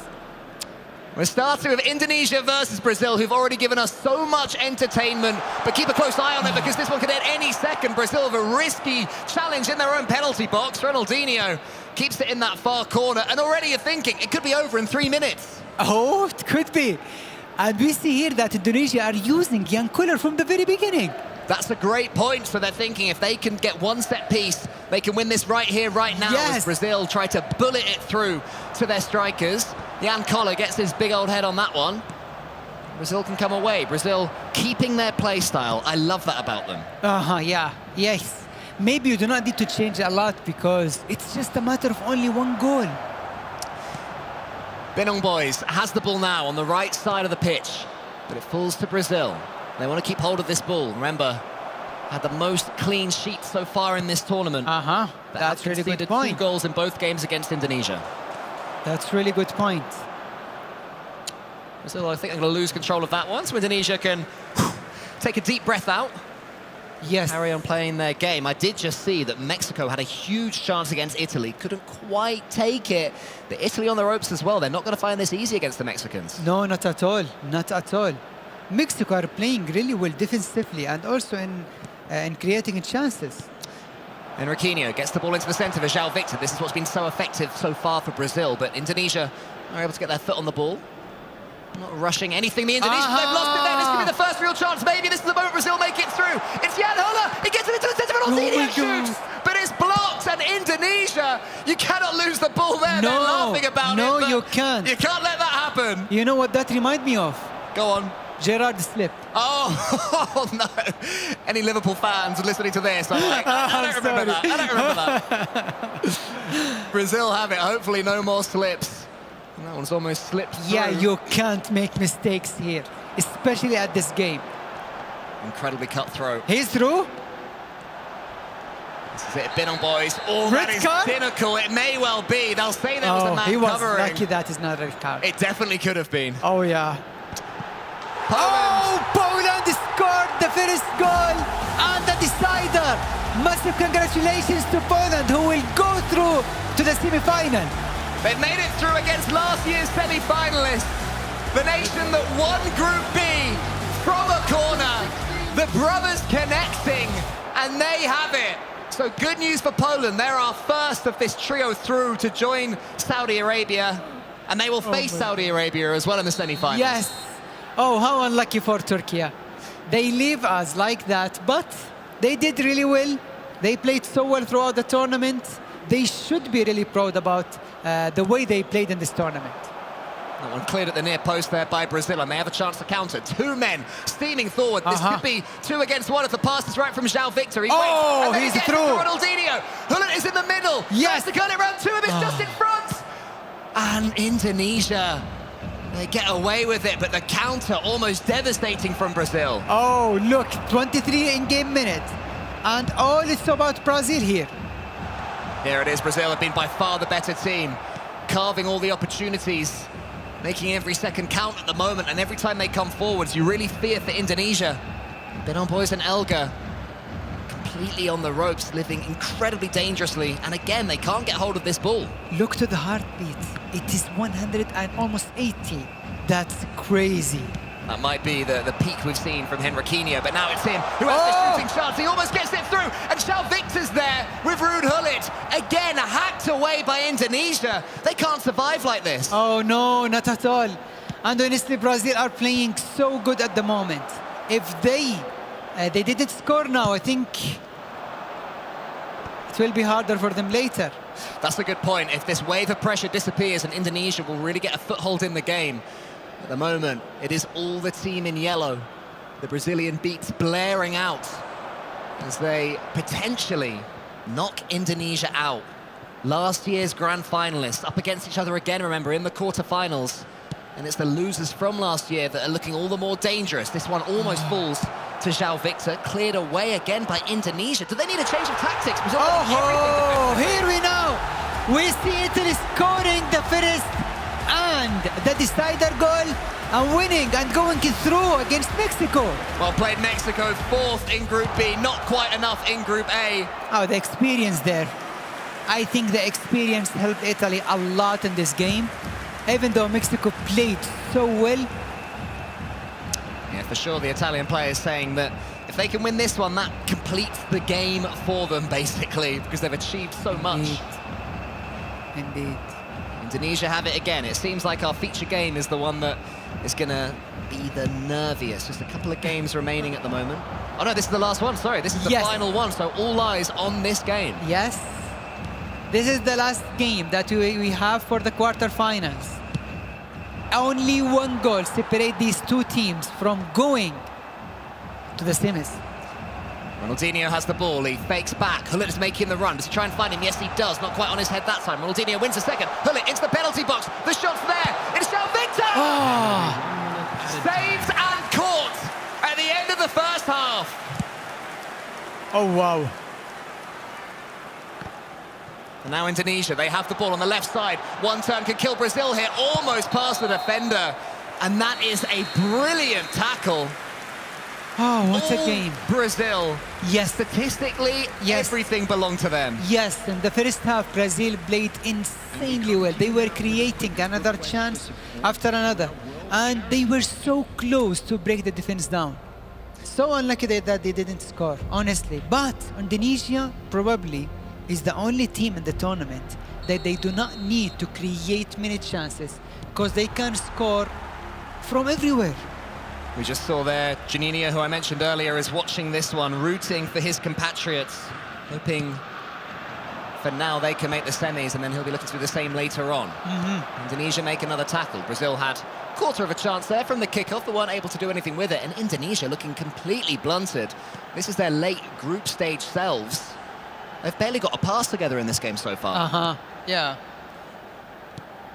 It would be cruel, you would say, if Indonesia are to take this game based on how Brazil have played, but that is the format we are playing. If you don't take your chances, then you are going to be punished. And Indonesia, just in the last 5 minutes or so, have started to get hold of the ball, waiting for this pass now from Binong Boys. Nobody can take the ball off him when he has it. He does in the end get it toward Elga. There's the 1-2. That changes the pace. The pass over the top is well defended by Brazil. Okay, now we talk. It's a corner. I'm scared, Abdulaziz. Oh, me too, to be honest. Okay, so the last time they played in the first hour, the far post. Let's see this time. Okay, they moved the keeper. Fine. Keeper out. That's what we asked for. That's what you have to do. But the keeper now might be unsighted as a pass comes in from Indonesia. They lose it. And now it's Brazil that are clearing the ball long. Indonesia come forward again. Binong Boys, as long as he can. It's their player's head. It bounces into the box. This is so dangerous. Another corner, and Buffon, you're up, mate. That was really tricky, you know. It is not easy to defend that.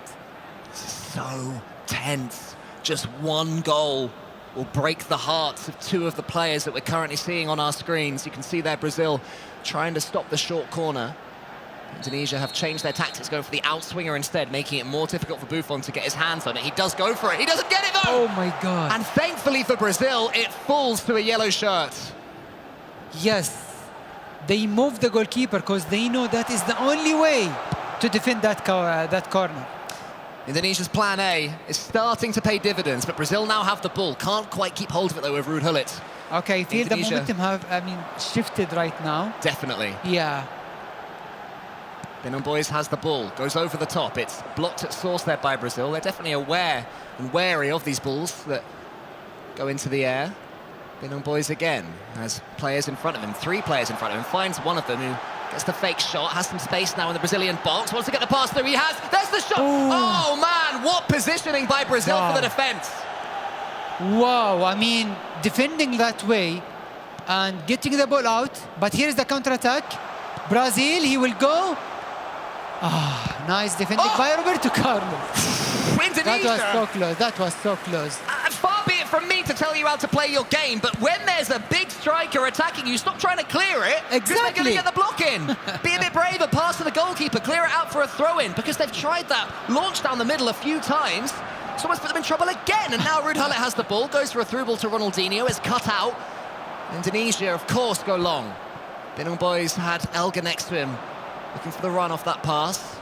Hullet wins this header, but it doesn't go anywhere. End-to-end at the moment, both teams playing a little bit safe. Yeah, I think both of the teams right now, it's like 50-50 game. Unlike the first half, where we only see Brazil dominating the half. But now, honestly, I feel that Indonesia are more dangerous. Yeah, for sure. It's less beautiful, but more danger. But that's a big ball over the top, not met by anyone from Brazil. Indonesia can get a touch for now. It goes to the Brazilian defence, and they play it out to the left back. There's a pass in front of him. It's Ronaldinho. Wants to turn past his man, but that's well defended. Indonesia keep launching it forwards, but this is more the pattern of the first half, where Brazil are defending that well, but that one's better. It does reach a man in red. He has the ball at his feet, does Binong Boys. Elga is brought into the game, and lovely 1-2 between them. Indonesia starting to play, Abdulaziz. Yeah, I feel Indonesia are playing a little bit better right now. They are controlling the game, going to the wings, and also sometimes creating chances from the middle. But Brazil, yeah, I think this is not their half. But fair enough, Brazil had the first half. Indonesia probably will have the second half. But who's going to break down? Well, let's see. At the moment, there's a lot of balls over the top for Ronaldinho on the left wing, and that's not what he wants. He wants it into his feet to dance past defenders. There's the big ball. That's what Hullet wants. The defender didn't get the touch, but nor did the striker. Oh, Gullit was the only one who can take that ball. Yeah, he's the man you want in those situations. Yes. But the jump wasn't quite well timed enough. Okay, I think we will see some fresh legs right now from both teams. Yeah, I don't think Brazil will be too happy with the second half. Not at all. No, they didn't play well, and they know that. To be honest, I think in the second half, Indonesia were even closer and more closer than Brazil to score that goal. Yeah, there was one where the goalkeeper didn't get the ball from the corner. That was dangerous. There was another where the knockdown went to a Brazilian defender. Incredibly dangerous as well. Do you think we will go to PKs? Surely not. Surely not. I was speaking to Wes before this one started, and he was saying that the chance of penalty kicks, 0-0 across 90 and then the extra 30. Yeah. Astronomically low. Wow. But it's tense. It's really tense. And it seems to be Indonesia that are dealing with the pressure better. They're playing with a smile still. Brazil look nervous. I think so. Maybe they're because they know that they can score only one goal, whether from a corner, set piece, or even an open play. Remember, everybody, next goal wins this one. There are no second chances. Gakpo's through, but the keeper comes out to block him. Indonesia have taken off Jan Collas, so a big target man, who they played from the start, unlike the first match. Yes. Wasn't quite able to make the most of being on here. Brazil bring on Bebeto and a few others as well. Ronaldinho is off, so maybe a change in approach. Neymar replaces him. This one played out to the right. Brazil may be focusing more on the right wing. They have it now with João Victor, waiting for that run from his teammate Henriquinho. That's the one into the middle. There's a chance now for Indonesia. They get the ball. Gakpo has it, holds it up, but well tackled by Brazil. 89th minute. Yes, this is the last chance. There will be 1 minute. But I think we will go to extra time. It's looking like it. Yes. And this one's going to go all the way to the goalkeeper, surely. Yeah. That'll be it. I'm not sure if we will go to PKs, but... You were saying earlier, like, oh, for the players, I hope it doesn't. I feel like now I'm looking into your eyes. This is the man who wants some penalty kicks. Yeah. But yeah, I mean, at least they had 2 games and extra time. So they had everything to play for. And still, maybe PK can decide everything, maybe. Maybe. And then if there are no goals over the next 30 in-game minutes, then we are going to see the drama of a penalty shootout. We've already seen a big penalty save in this competition. I want to say it was Morocco, but I'm probably getting that one wrong. I just remember someone got a penalty save and it led to them getting the point. Yeah, remember that one, yes. But not too many. We haven't seen too many in eFootball. No. Fairly rare. Well, they might not be later. But for now, Indonesia, in the first of these 15 minutes of extra time, they get the ball into the right wing. That one's on the floor. This is the shooting chance. This must be a shot! Oh, wow. Indonesia take it! They held their nerve the whole way! They had Brazil battered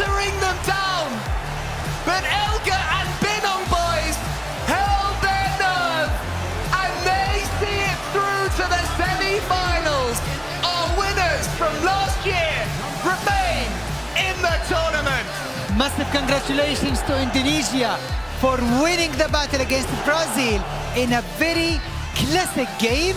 Oh wow, what a game, what a goal. Hard luck to Brazil, they did everything, but Indonesia were so smart to seal the deal in this game. Devastation once again to the wonderful country of Brazil. Henriquinho was brought in to get to the grand finals again and beyond this time. But unfortunately for him, he has so much emotion for the game, and João Victor, the returning Brazilian hero, once more they came up against Indonesia, and when you're up against Binong Boys and Elga, you have to take your chances and your pressure. Exactly that. Brazil were dominating the first half. They had many chances, but they couldn't take it. Oh, here we see some tears. I don't really want to see that, but it's part of the game. It has to be. Henriquinho has to build upon this. He has to learn from it. Understandable when you spend a year of your life focusing on something. Yeah. He's put so much time into representing his nation, and I love what I'm seeing right now. Oh, yeah. From his more experienced teammate, from João Victor. But on the other hand, we have the winning nation who played really well. They kept their chances alive and they played the way they want. I think they were really smart to deal with that game and to beat Brazil and to knock them out. Yes, they stuck to their guns, did Indonesia. I don't think they'll be completely overjoyed with how that game looked. But what matters is that you have made it through, and we see now. Yeah, we have seen it all. We have seen tears, we have seen joy, we have seen everything. Oh my God, we are only at the quarterfinals. Can you imagine that? I know that there's still 3 more big matches to come here in this tournament. We can see the Indonesian players there standing around their flag, maybe offering a prayer, maybe just communicating with each other the importance of what they've just managed. It was not simple for them. They had to fight. Oh, what a game. Brazil gave them really hard time. I mean, especially in the first half. In the last game, and even the previous games, they played insanely well. But that's what I like about Indonesia, that they can overcome everything. No matter who they play against, they will always be the favorite. And here they are. Brazil should be incredibly proud of themselves and the fight they have shown. A 90th minute equalizer in the second game when they were going out. They forced that next goal wins scenario and weren't quite able to make early pressure count. It is devastating for the Brazilians, but for Indonesia, they have survived a gauntlet, and Milos is there to hear their thoughts. An incredible matchup we just witnessed, and if anything, it definitely lives up to the hype of last year's grand final, which this was a rematch of. How do you deal with the pressure of a game like this that goes into game 3, golden goal? You're now in overtime, an extra time. Binong, this is incredible on a stress level. Yeah, it's something I really enjoy. That's why I always motivated to play in some tournament, because I always like to play in under a big pressure, and a match like that is just something I really enjoy. I just love to play a match like that. These are sort of the games that makes you love what you do, really. We play for moments like this now. With this matchup done, you advance on into the semifinals. Familiar territory for you from last year, but you're playing Italy. They beat Mexico. Do you have anything to say to your Italian opponents on the other side of the arena? Etorito, last year I did my revenge on Guevara, and this time is your turn. Wow, there it is. Fighting words from Binong Boys. Thank you very much. What an incredible matchup we just saw, and what words we're just hearing. Veracity, can you check in with the Italian squad? Etorito, what do you have to say to them? Fight on. You remember London? We're coming. Oh, fighting words. I love that. Now, Etorito, I want to break down the matchup that you just played a moment ago. Between first and second game, there was a little bit of a change up in your formation. Talk me through that. Yeah, it was really hard at the beginning. We tried to use our new purchase in the game, Nedved, but the different style of the players was different. And in the second game, we started with our striker Pirlo, because he scored all the time, and we get well and confident, and so we are here, semi-final. Now, you are no stranger to winning tournaments, so tell me about how your FIFA E experience has been. It's your first time here. How does this compare to all of the other tournaments that you've won? Yeah, this is one of the biggest tournaments where I played. Of course, I played a lot of World Finals, Tokyo, Col, Mallorca, whatever. And all are great tournaments, but the esports stadium is really nice to play, and I hope to play there tomorrow. Now, you could have played off against Brazil. You are, of course, not doing so now. Which one of the two teams would you have rather played against, Brazil or Indonesia? And tell me why. I mean, with Brazil, we played twice yesterday, so it was better for us to play with Brazil because we know them, but it's even excited to play with Indonesia because they are the actual champion, and so it will be fine to have this battle. So you telling me, finally, to round things out, that you're confident you're going to beat the ex-world champions? Let's see, this is a game. It's 50-50. Flip coin, they can win, we can win. So let's see just game by game, and let's see how it will be. Well, best of luck to you and the rest of the squad as well. Milos, I believe you got a little something for me over there. Yeah, we're just running around trying to get the beat, really, of what's going on. I'm here with the Polish squad that just won. Went to game 3. I'm here with Zilo and Ostribov now. Shimano, Zilo. Thank you very much for this matchup, for being here with us. Now, you came back after your first game against Turkey. What was that like to bring it back? What did you have to do to get the win?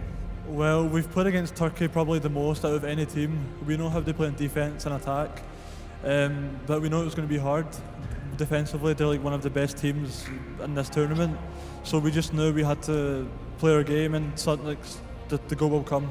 So my brother turned into prime Neymar, scored with Del Piero, the best goal I've seen in the tournament. So yeah, all thanks to him, to be honest.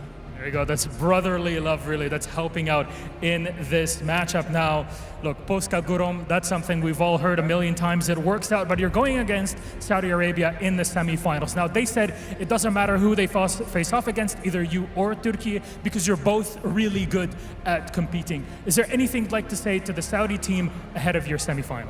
I mean, yeah, same likewise. They're top 4 now. You know, everyone here is the level's insane. We're the best players in the world. No game is easy. We know each other well. We've trained a lot as well, so they know how we play.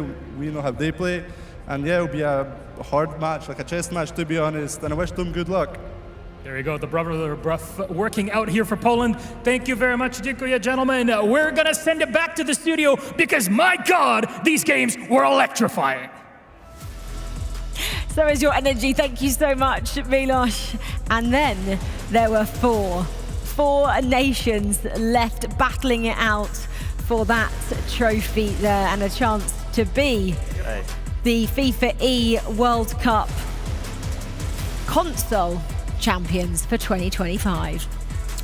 What a bunch of games, honestly, Rachel. Like, we were up here, especially the Brazil-Indonesia game, and I'm like pacing up and down. I'm watching Henry Kino's heart rate nearly spiking at 190. What an incredible showing in every single one of our quarterfinals. The fact that we got 3 golden goals as well, Alia, I don't think anyone expected that. No, I don't think any of us did, indeed. And the fact that the Brazil and Indonesia game had to go to extra time and they scoring right afterwards. But, I mean, it's heartbreaking to see the Brazilians crying as well. That's the drama we wanted, though, and we got exactly what we called for. These, though, are your semi-finalists today. Italy take on the defending champions, Indonesia, and then Poland take on maybe the underdogs of the tournament now, Saudi Arabia. I'm going to say congratulations once again to the likes of Japan, Turkey, Brazil and Mexico for getting to the 3rd day of competitions here in Riyadh. Wow. Then there were 4. This really ups the ante now, Chris. It really does. And to be fair, like, some expected results amongst them. The Saudi Arabia-Japan game, I wasn't sure. I was kind of leaning Japan, but Saudi Arabia just proving so resilient. And then for the other side of things, wow, I mean, what an impressive turnaround from Poland as well. Let's just take you through exactly what it means to get to these semi-finals as well. And I'm talking money this time, not just national pride. There we go. Look, semi-finalists guaranteed $9,000 there. And then if they get past this next set of matches, the same matches because it's 2 legs, and we saw it go to golden goal in 3 out of the 4 quarterfinals, you are guaranteed $18,000. We're really climbing the ladder now, aren't we? It's really getting serious in terms of the prize pool, exactly what's on the line for all these nations. But what a set of quarterfinals. I don't think we could have expected much better to set up this really exciting knockout day. Yeah, we weren't really expecting that at all. Maybe 1 or 2 going to potentially go in golden goal, but the fact that we saw 3 of them go in that direction shows, like we talked about at the top of the show on the very first day, how close this competition is. We just got the example of that. Yeah, and talking about how intense, how close it is, I think that's just highlighted with the heart rates that we've been seeing throughout as well. Everybody is out of their seats, their heart rates going through the roof, as we can see here. This is obviously Brazil-Indonesia matchup, and they look a little higher than we've seen the last couple of days, Chris. No surprise to see it either. We were watching Henry Kino through, as mentioned, like spiking up towards 190. It was wild to see. But you can see it all the way through. I think there was a huge spike for Brazil at the beginning of that game 3 because of the goal they nearly scored 3 minutes in. Massive tackle comes in from Indonesia. And yeah, I mean, just absolutely incredible game. Like straight away at the beginning, you thought that they potentially had it. Incredible work from those boys, though, to defend that and then to turn it around. And then to turn it around again, because we've got 15 minutes until the semi-finals. We want them all to, lower those heart rates, keep composed and calm. I'm just looking to the floor behind me. Most of the teams have left their seats, as we'd probably expect. Team Poland have gone out there. No Team Italy.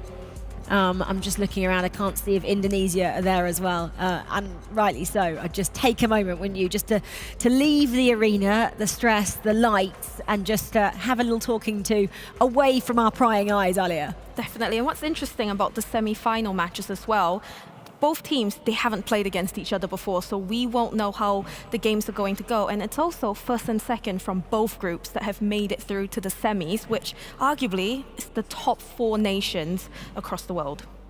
Italy mentioned that, didn't they? They said, we've played Brazil twice. Indonesia, actually, we don't really know how they play. They said they could have favoured Brazil because they maybe have worked them out by now, but it is not to be. It is Italy taking on Indonesia and Poland taking on Saudi Arabia. They are your semi-finals, and this is our featured matchup.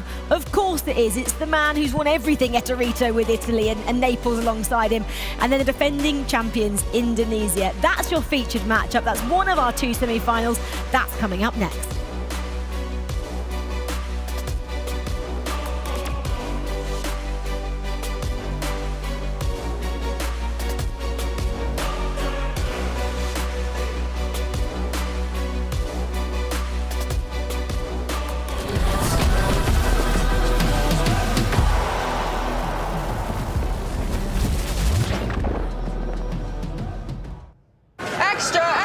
Read all about it. World Cup prep begins. Hold on to your hats, folks. Training for World Cup in North America has begun. And you would not believe what these guys are up to. White 17. White 17. Hot.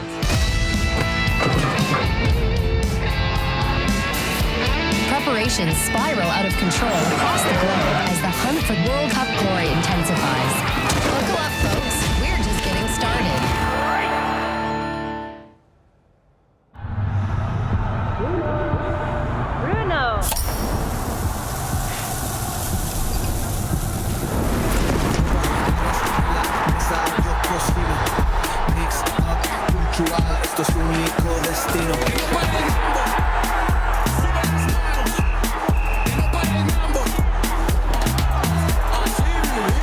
When you're all in, anything can happen.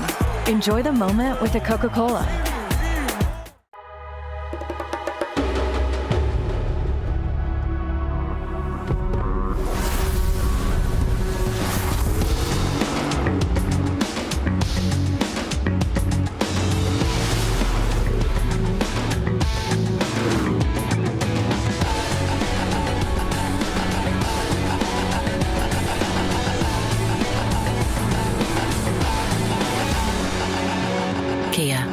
movement that inspires.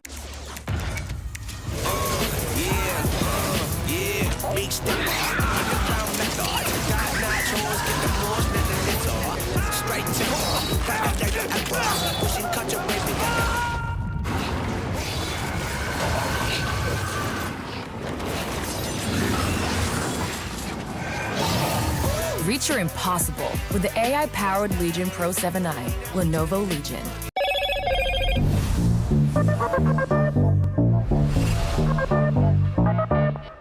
Slim like a whisper, sharp in the hand, never unplanned. Every move got his game, smooth like ice, cold like flame.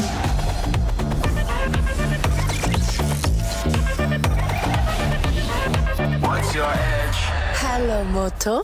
Welcome to the world's best airline, where the journey begins before you fly, where lounges are a destination in themselves, and your world is always within reach.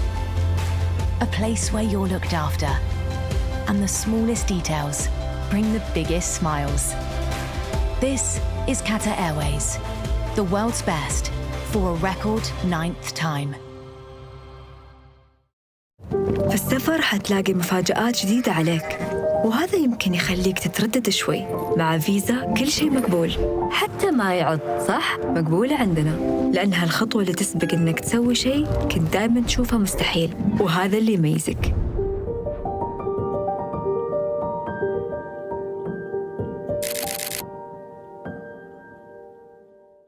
The digital world speaks the language of zeros and ones, and now, with advanced digital systems, countless new numbers join the field. A 7 can break the pattern.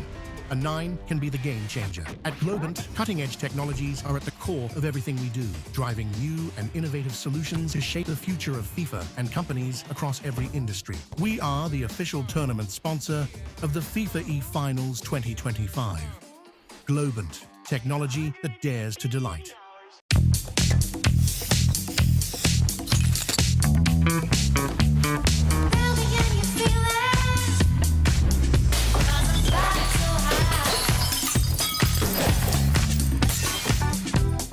What was that? Smells finer than the finest perfumes. New Axe Fine Fragrance.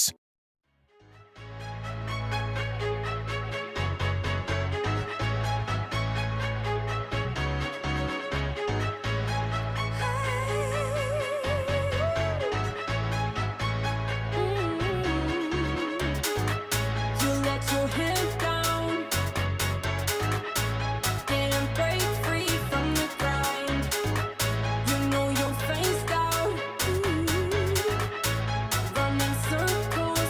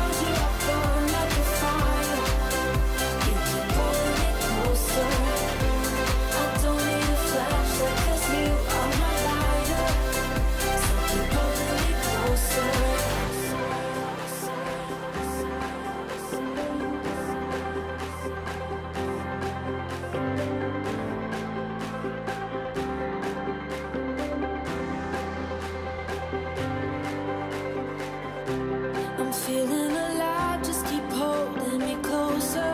Burn like a fire, wanna lean on your shoulder.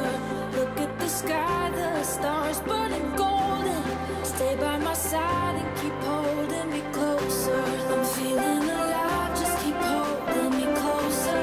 Burn like a fire, wanna lean on your shoulder. Look at the sky, the stars burning golden. Stay by my side and keep holding me closer. Feeling alive,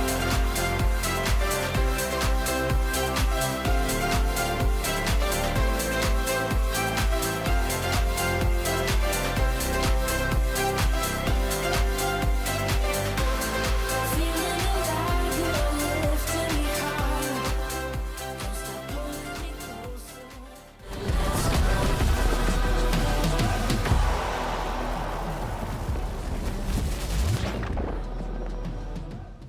Well, welcome back then to the eFootball World Cup featuring eFootball console. It is semi-finals time. Only 4 teams remain, and this is our featured matchup, our featured semi-final. Italy takes on Indonesia. What a matchup. It's one for the ages. We've seen it being really billed as the one that everybody wants to see. And that's because before the break, if you joined us after those quarterfinals, well, Italy had something to say to Indonesia, didn't they? They said the fight is on. They called them out because this is a rematch of another very important match. Is it not, Chris Tung? It is, yes. They're playing up against each other in 2019 in the World semi-finals. It was Bing On Boys' up-and-coming tournament at Riyadh. We love a bit of beef, don't we? I mean, they had like frying words to say towards them. It's like, remember London, I'm coming for you now. I love that. A bit of history coming out onto the global stage once again, and that means they'll mean business. They're even more fired up for this, Chris. Yeah, you would think so. I mean, look, you've got every motivation anyway at this stage. You represent your country, you want to get it done.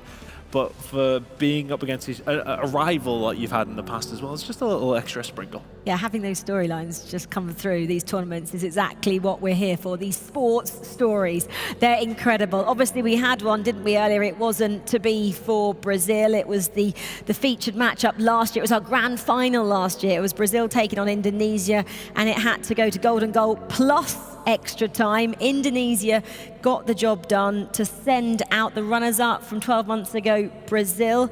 I'm really pleased actually to say they've been gracious in defeat, and they've spoken to our reporter CJ. Here with Jay Victor from Brazil after that crazy quarterfinal matchup going right to the wire. I know it's pretty fresh, but what were your thoughts on that match? If I have one word, is unlucky. Honestly, you play better the 3 games. You make a great comeback, and the 3 games you play far better than Indonesia. But I think this year is not for Brazil. I don't know. You can see in group stage when you try too much and the ball don't enter, and now it's the same.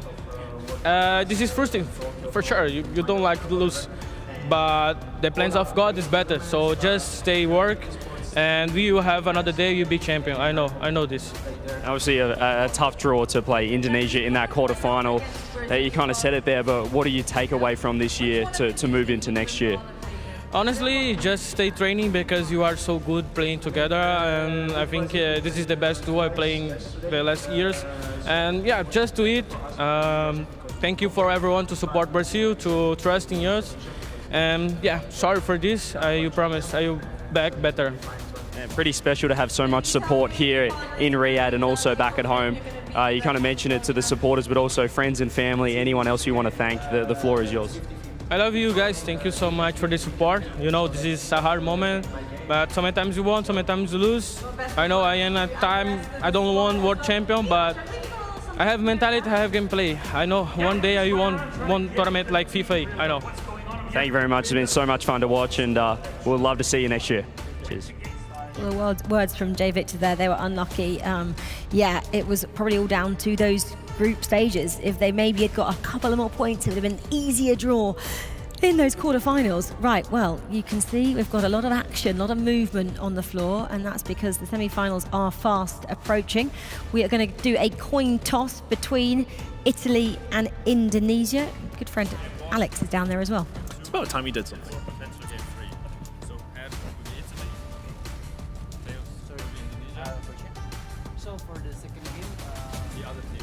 who lost the coin flip will be home in the second game.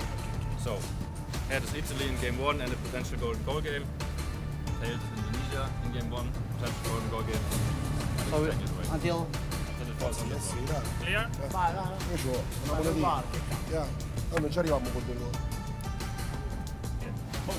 Nessuno a me ok. È tedesca, non lo so. So it's head. Italy. Italy will be home in the first game. Indonesia in the second game. Italy home. And Italy in the potential golden goal game. Good luck. All the best, bro. Good luck. Good luck. Good luck.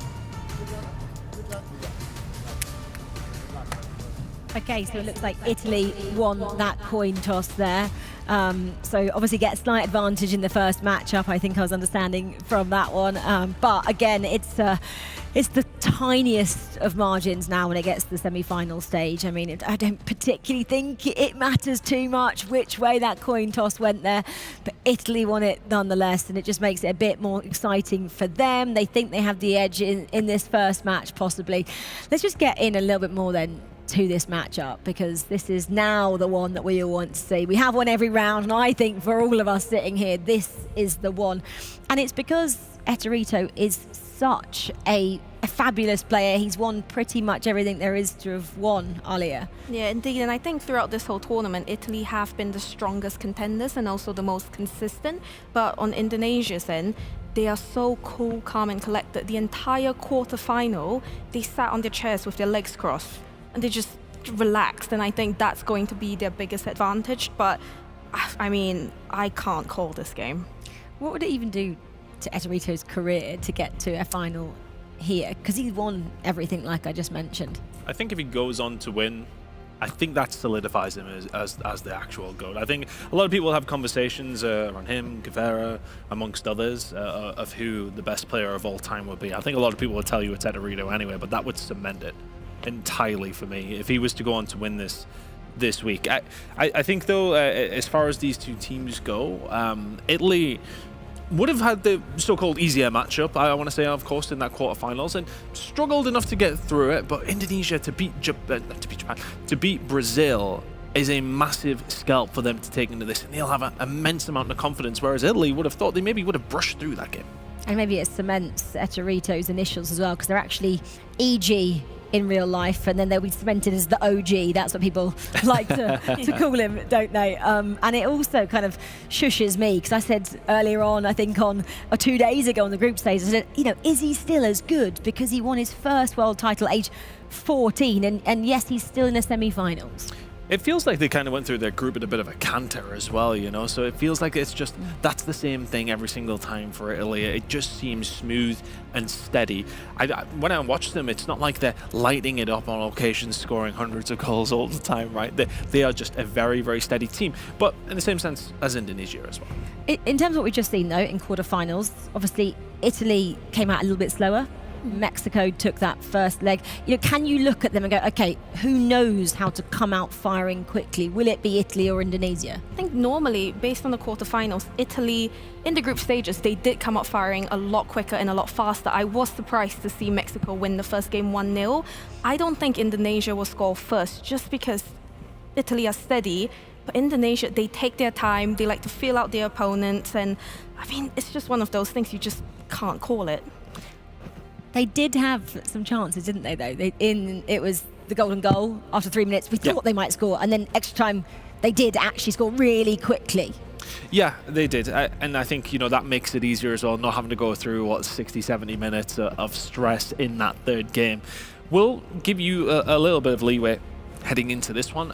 But I did want to make a point about the play styles in a certain sense. When we see, obviously, Brazil, we kind of talked it up with their draft that it was more of a dribbling. It's that Brazil style of football, where Indonesia got a lot of their goals and a lot of their opportunities was via their physicality. We seen in the very first game, it was 2 separate goals from headers. It just always felt like they were looking for that long ball, playing that so-called meta to try and score those goals, as many teams will do. Italy are more set up in a physical way as well, so they're not necessarily going to have as much of an edge in that department as they maybe would have against Brazil. And Italy said they had to make some changes in that last matchup against Mexico. They brought Pirlo on, and he was decisive in the end at getting the victory for the Italians there.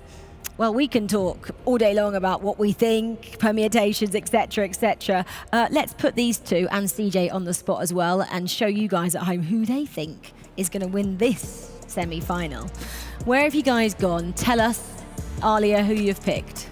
I've chosen to go with Indonesia just because that's my Southeast Asian brothers. That's who I really, really want them to win. I'm the only one that's chosen. Yeah, completely biased, but I really hope they don't let me down, especially that you two have both gone for Italy. I just think for me, I went with reason more so than there. No, but I know realistically, I just think Ederito, I think it's his time to really cement himself. Indonesia have not looked like the Indonesia of last year. I think, you know, they have definitely felt like they bleed a little more than necessarily have done in previous years. So I think they are somewhat there for the taking. I think Italy have been the best team at this tournament so far on the console side, and I think they will continue to be as well. We just keep, though, talking about Ederito, and we just keep talking about Bingham boys. It's 2v2 here, guys. It is. We can't forget their partners. No, absolutely not. And I think their partners are all part of it, but it always feels like one of them kind of takes the plaudits in a certain sense. But realistically, you are nothing without your partner. But it's a very, very different game co-op. And I think it's easier for us to focus on the solo players in their single careers. But for these guys as well, the experience has been there. Ederito has won in 2v2 at the highest level. Okay, in the competition, it wasn't FIFAe, but at the same time, he has won up against the very best in this kind of format with his partner Naples also doing fantastically as well. Of course, we know what Indonesia did. We were here last year. So this is two very, very good duos that have so many different facets to their game. And it'll be a fantastic competition, no doubt. Well, it looks like Elgar has actually just left the chair at the moment next to Bingham boys there. I'm not sure what's happening there. Maybe we're doing a 1v1 and then a 2v2 on the other side. I'm not quite sure what's going on here. Maybe he needed a quick bathroom break before it gets started. Or maybe the nerves are kicking in because obviously, you know, he is alongside the defending champions, I know, nations, and then we've got Naples here. He's ready to go. They might be icing them, to be fair. They might actually, legitimate tactics of like, oh, actually, no, actually, I need to go to the bathroom. Esports players do not pertain to schedules, okay? I've been doing this long enough in so many different games. They will take their time as much as they need to, but I don't think you're going to deter somebody who is as experienced as these two, especially that guy on the right-hand side. I mean, so mind games, isn't it, at the end of the day? He probably didn't need the bathroom break. He just thought, I'm just going to leave, let them simmer. We can see he is coming back. But interestingly, in the chat as well, Indonesia, 80%. I find that very, very typical, to be honest with you. The Indonesian fans, they back their boys to the hilt. I was just having a little look as well who Indonesia took in the draft. So they took Pele and Iniesta. Two people that really can help them here, Chris? Yeah, so they've kind of went in a different direction. I think that's so they can pivot. They have typically been more of a physical team throughout. As mentioned, two headers pretty much in their very first game against Brazil in the quarterfinals. Just to see them go with players more centric around dribbling and, of course, the passing, Iniesta. I mean, how many times do we have to talk about that guy? They went in that direction. I think that's more so for the opportunity and the ability to pivot if they need to. And Italy, Nesta, Nedved. Nesta's, I mean, you've got to go with the Italian, really. I mean, you've got to lock that in. And Nedved, of course, as well, another player who played his trade in Italy for quite a long time as well. So maybe with a heart on that side of things for Italy. But Italy had a first choice as well. So they would have prioritized those picks. They had that opportunity to do that. Indonesia would have had somewhat players who were left. I was going to say that. So Italy, remember, finished top of their group and then Indonesia second. So, you know, still had pretty good picks, Alia. They definitely did, and I think it's no surprise that they took Pele from Brazil. They have, throughout the tournament, struggled to convert and score goals a little bit, so hopefully with that addition, we won't have another golden goal situation here. Now give me another golden goal. I'm all for it. Oh, I want penalties now.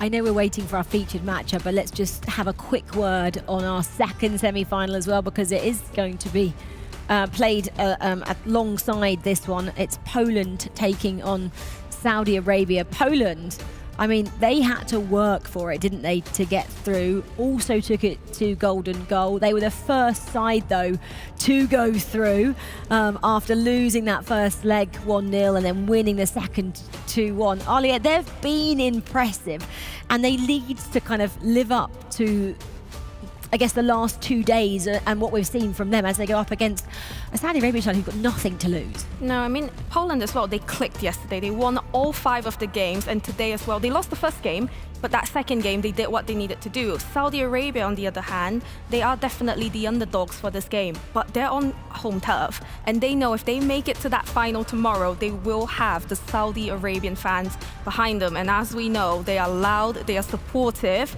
and that would be probably their best chance at winning tomorrow. They've had a long time to wait as well for this. They didn't have to go to golden goal. No, I mean, they've been sitting around, but that would have maybe given them some opportunity. I think they would have done their due diligence on Poland and Turkey just to tick the boxes in case they obviously did get through. But it would have given them maybe an opportunity to watch what was going on in that Poland and Turkey game, figure out what Poland are doing well. One thing that Poland were doing well was scoring a really good goal by the sounds of things, which I entirely missed, Rachel, because I was watching the other game.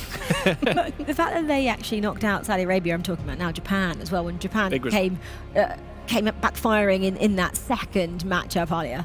Yeah, I think it's a shame because with football, it's the shame of home and away is even if you perform well, in the second game, sometimes it's just not enough. And Saudi Arabia did score the winner towards the last few minutes of that second match. So I think they've got it in them to win. But Poland and Saudi Arabia, this is essentially experience versus underdogs. And when you're talking about experience versus underdogs, I just said it, Saudi Arabia have nothing to lose. Nothing. Does that mean they can play more freely?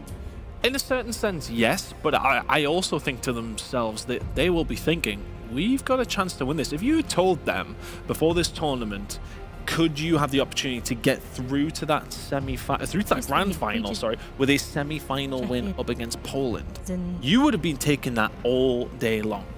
I mean, definitely. I think Saudi Arabia, they came in flying. I think we were also impressed by how they played in the group stage to now be in the semi-finals and have a chance of making the finals tomorrow on your home turf as well. That is something to be so proud of. It's extra motivation, 100%, because you look at that side of the bracket, we said it at the top of the show, anybody has a chance to get to that final out of those 4 teams, and it's going to be one of Poland or Saudi Arabia. Just looking at Indonesia now, they're just going through maybe a little pre-match ritual. Elgar has come back. Didn't know where he went. I'm always interested to see where the players go before, really so close before kickoff. There must be a routine of their own. Like a lot of athletes, a lot of esports stars, they have these routines they feel they must stick to. They're superstitious, aren't they? Yeah, sometimes you might just need to have gone to the toilet, or might have a long game here, 2 full matches, might go to golden goal. But I think that's a beautiful sight that before every single game, they all huddle around in a circle, hold the Indonesian flag, and just pray and have that little bit of, enjoyment. Yeah, togetherness. Thank you. So, I mean, I can't wait. Yeah, they are very, I guess, a cohesive team, as are the Italians here. All 4 of our semi-finalists have to, and especially Poland. You can't get more together than 2 brothers playing. Yeah, well, definitely. I mean, you're definitely going to have that cohesion, right? For them to just be playing at home, it's just like pop your head in his bedroom. Oh, all right, mate, you want to jump in again? Mind you, they probably don't live together still. They are actually grown men. Absolute fairness. But yeah, I think having that cohesion for them, they'll be feeling confident. And on the same side that we said, okay, Saudi Arabia, they'd have 100% have taken a semi-final up against Poland. That will be reiterated on the other side. Both teams will have respect for each other, but I think if you were offered the opportunity to go in a semi-final against what do you mean? You offer the option of Italy or Indonesia. You've got Saudi Arabia on the side. Poland would also be very happy with that too. Headsets are on. Consoles are turned on. We've got controllers in hand. It looks like we are ready. Okay, this is the time, guys. eFootball World Cup featuring eFootball console semi-final time. Let's get to this. It is Wes and Harry.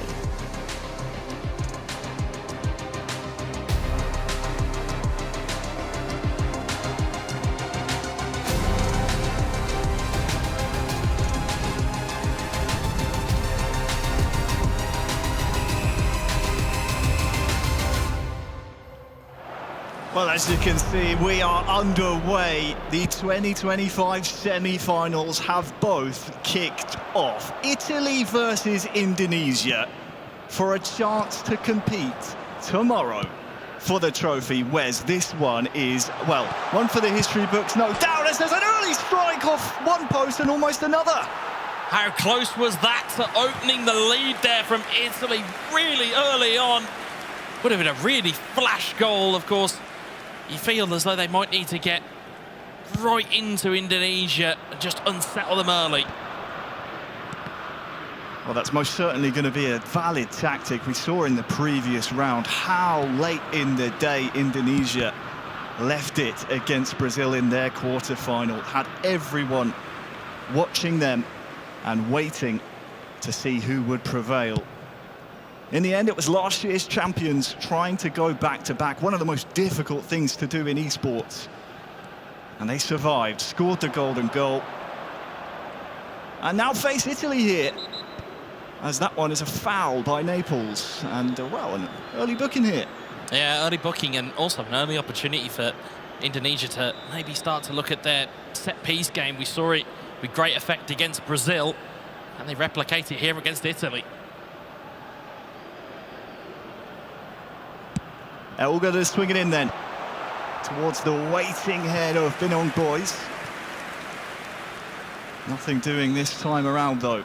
A reminder, in this semi-final, it is a two-legged affair. Aggregate score over the two legs will advance. Played short now to Elga. Cross in. Headed away. And now Italy can start to steady things here just a little bit. Bring the ball out and relieve some of the pressure following that corner kick. Yeah, it'll be good for them to just get the ball underneath their own control. We know Italy, historically as a nation, love to have possession of the ball as they move downfield. They'll look to try and keep that away from Indonesia, keep that damage to a minimum. Good carrying of the ball there by Naples. But Elga, once again, the man who was late to his pod to start our semi-finals. Did some nice defensive work there in Italy. They have to be very careful. It's another Naples foul. That's the captain, Virgil, into the book as well. Yeah, and the issue with that, though, is that you're giving Indonesia a bit of a target to work with, because you can't have too many of those or you'll end up with some red cards. And 16 minutes in with a defender already booked, that's a really dicey place to have it. Through ball following the free kick. That's Rizky Fidan, far side. Again, looking for that target man in the middle. Eterito brings it away. Rizky Fidan and Eterito, of course, having words for each other following their quarterfinals, knowing that this would be a rematch of a semi-final in 2019. After 90 minutes, the Italian came out on top. Just a 1-0 margin separating the two. It was a long time ago, Wes, wasn't it, back in London? Yeah, it really was. We're talking 5-6 years ago, but there's been a lot of growth. There's been a lot of eFootball since then. That is certainly now, and it's certainly a different format as well. 6 years ago. Fidan, just 16 years old back then, as Italy try and break through the lines. 25 minutes gone, still goalless between our two semi-finalists. That's a long ball, asking the questions of the Italian defence. Eterito clear, and Eterito forward here as well. Naples on the ball.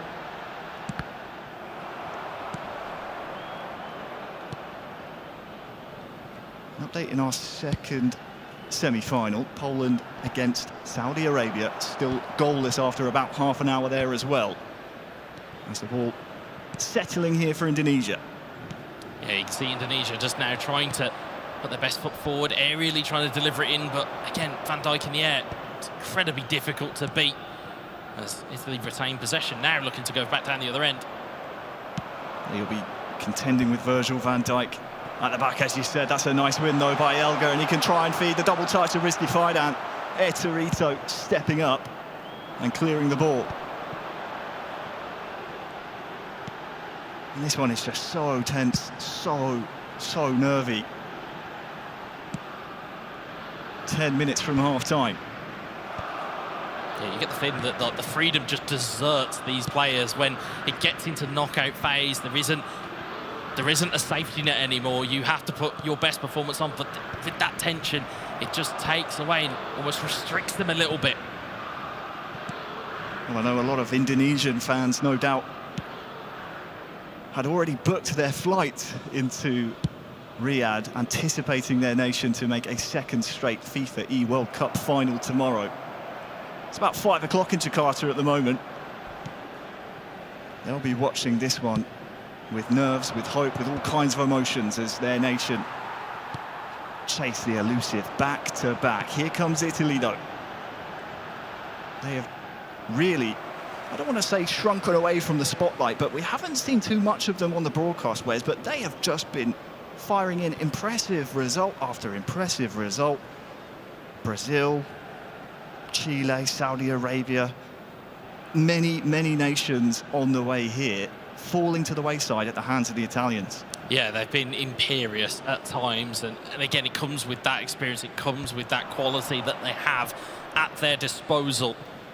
And it's no surprise to see them in a semi-final. It did take them to a golden goal against Mexico, but they still had that confidence to take it away from them right in that third game. Half-time well and truly on the horizon here. Which way will the last attack of this first half go? Italy in the possession currently, and the ball still in a 50-50 area now. Eterito can bring it forward for what is the last attack of the half. Always gone for goal from quite a way out. That is bread and butter for the goalkeeper, and the referee will blow the whistle. Italy, Indonesia locked at 0.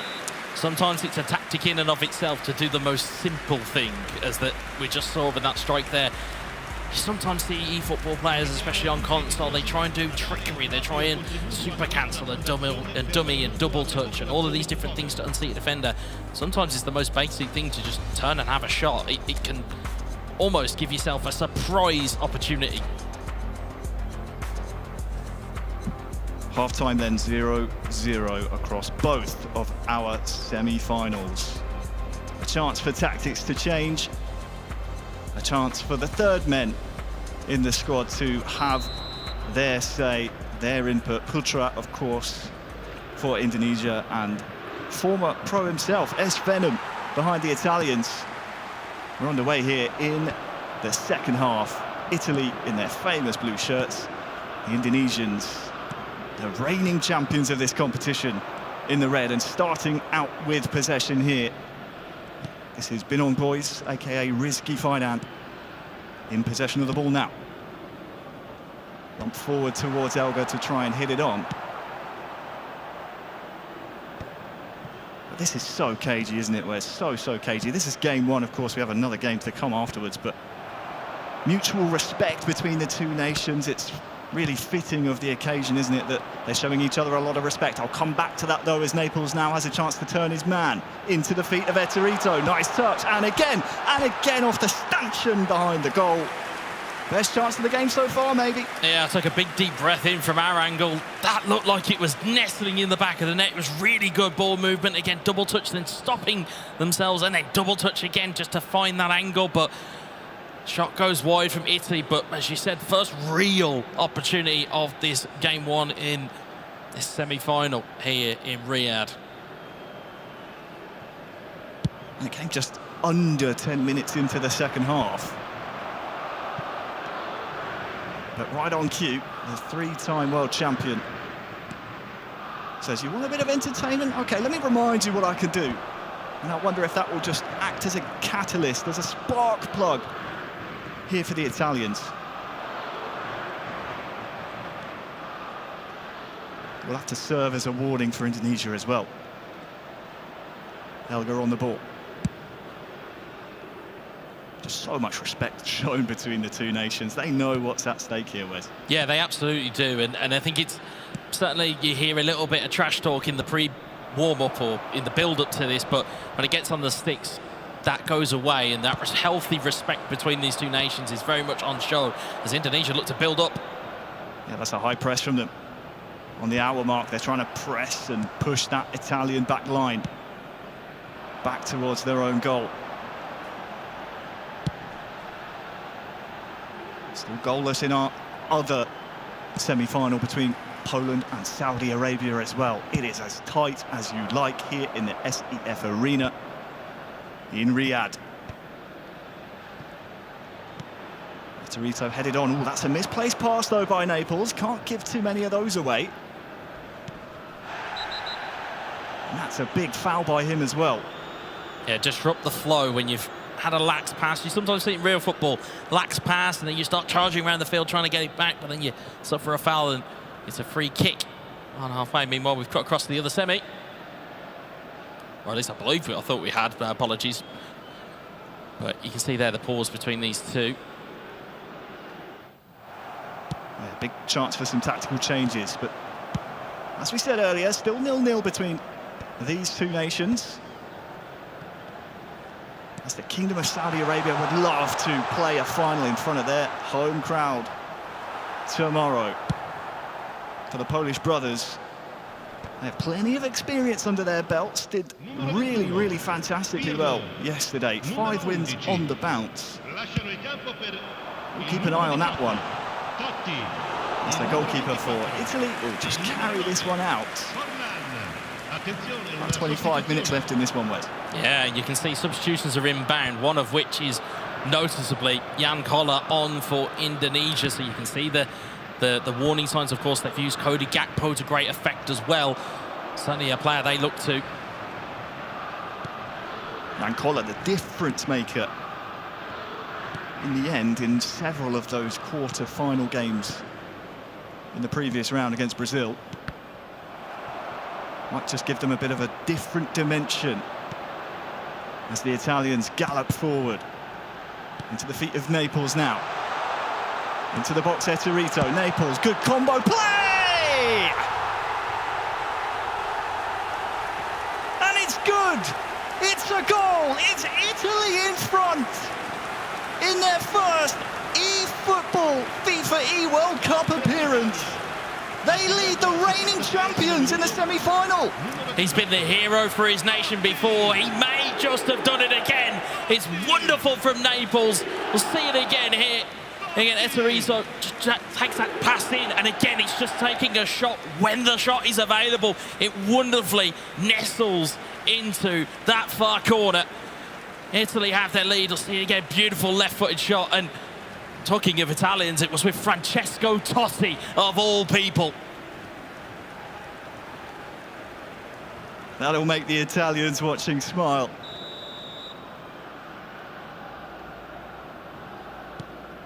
The man who called Rome his home for so many years. Putting his virtual nation into the lead. What do Indonesia have in response? That's the question. Nice over the top through ball.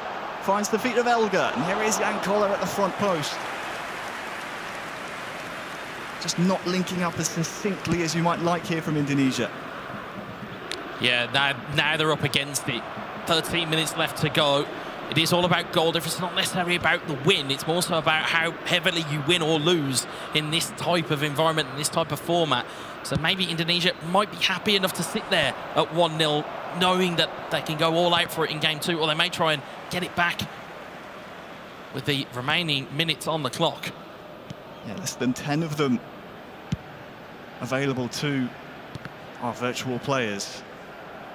And do not be mistaken by those graphics. It is Italy 1, Indonesia 0 here in this semi-final. Over to our other semi. Poland trying to turn the screw against our host nation. On the far side, Zilo. Couldn't find his brother there. And Figo and Iniesta of Saudi Arabia are just doing what they need to so far in this semi-final. They were the only quarter-finalists to not have to get here via the golden goal route, and they've won themselves a corner here. Could be dangerous. Yeah, closing stages of this game. Last 13 minutes in this one. Again, Saudi Arabia may just have a set-piece opportunity.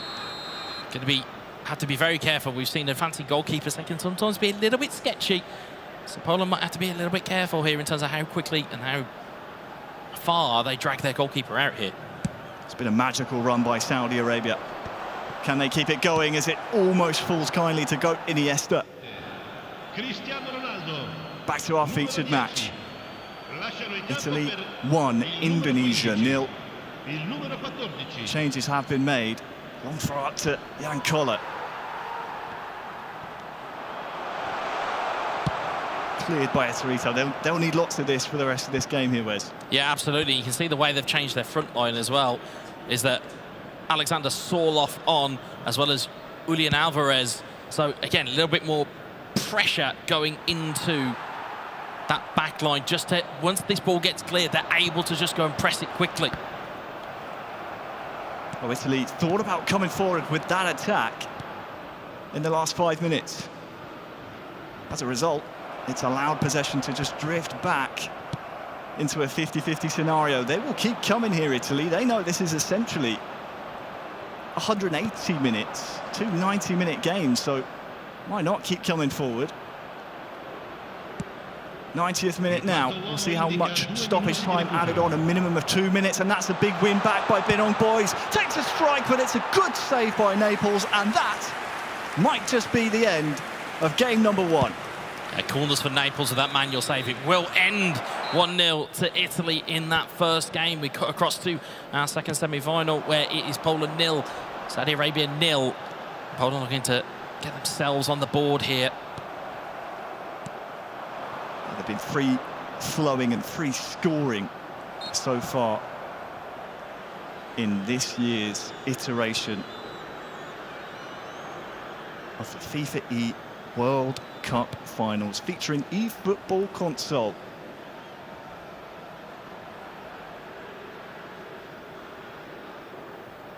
It's just so tense here, Wes. It's so tense. The stage is magnificent.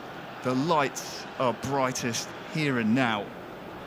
It's just so tense. This is where you save these moments. You savor these moments of being in that pressure bubble.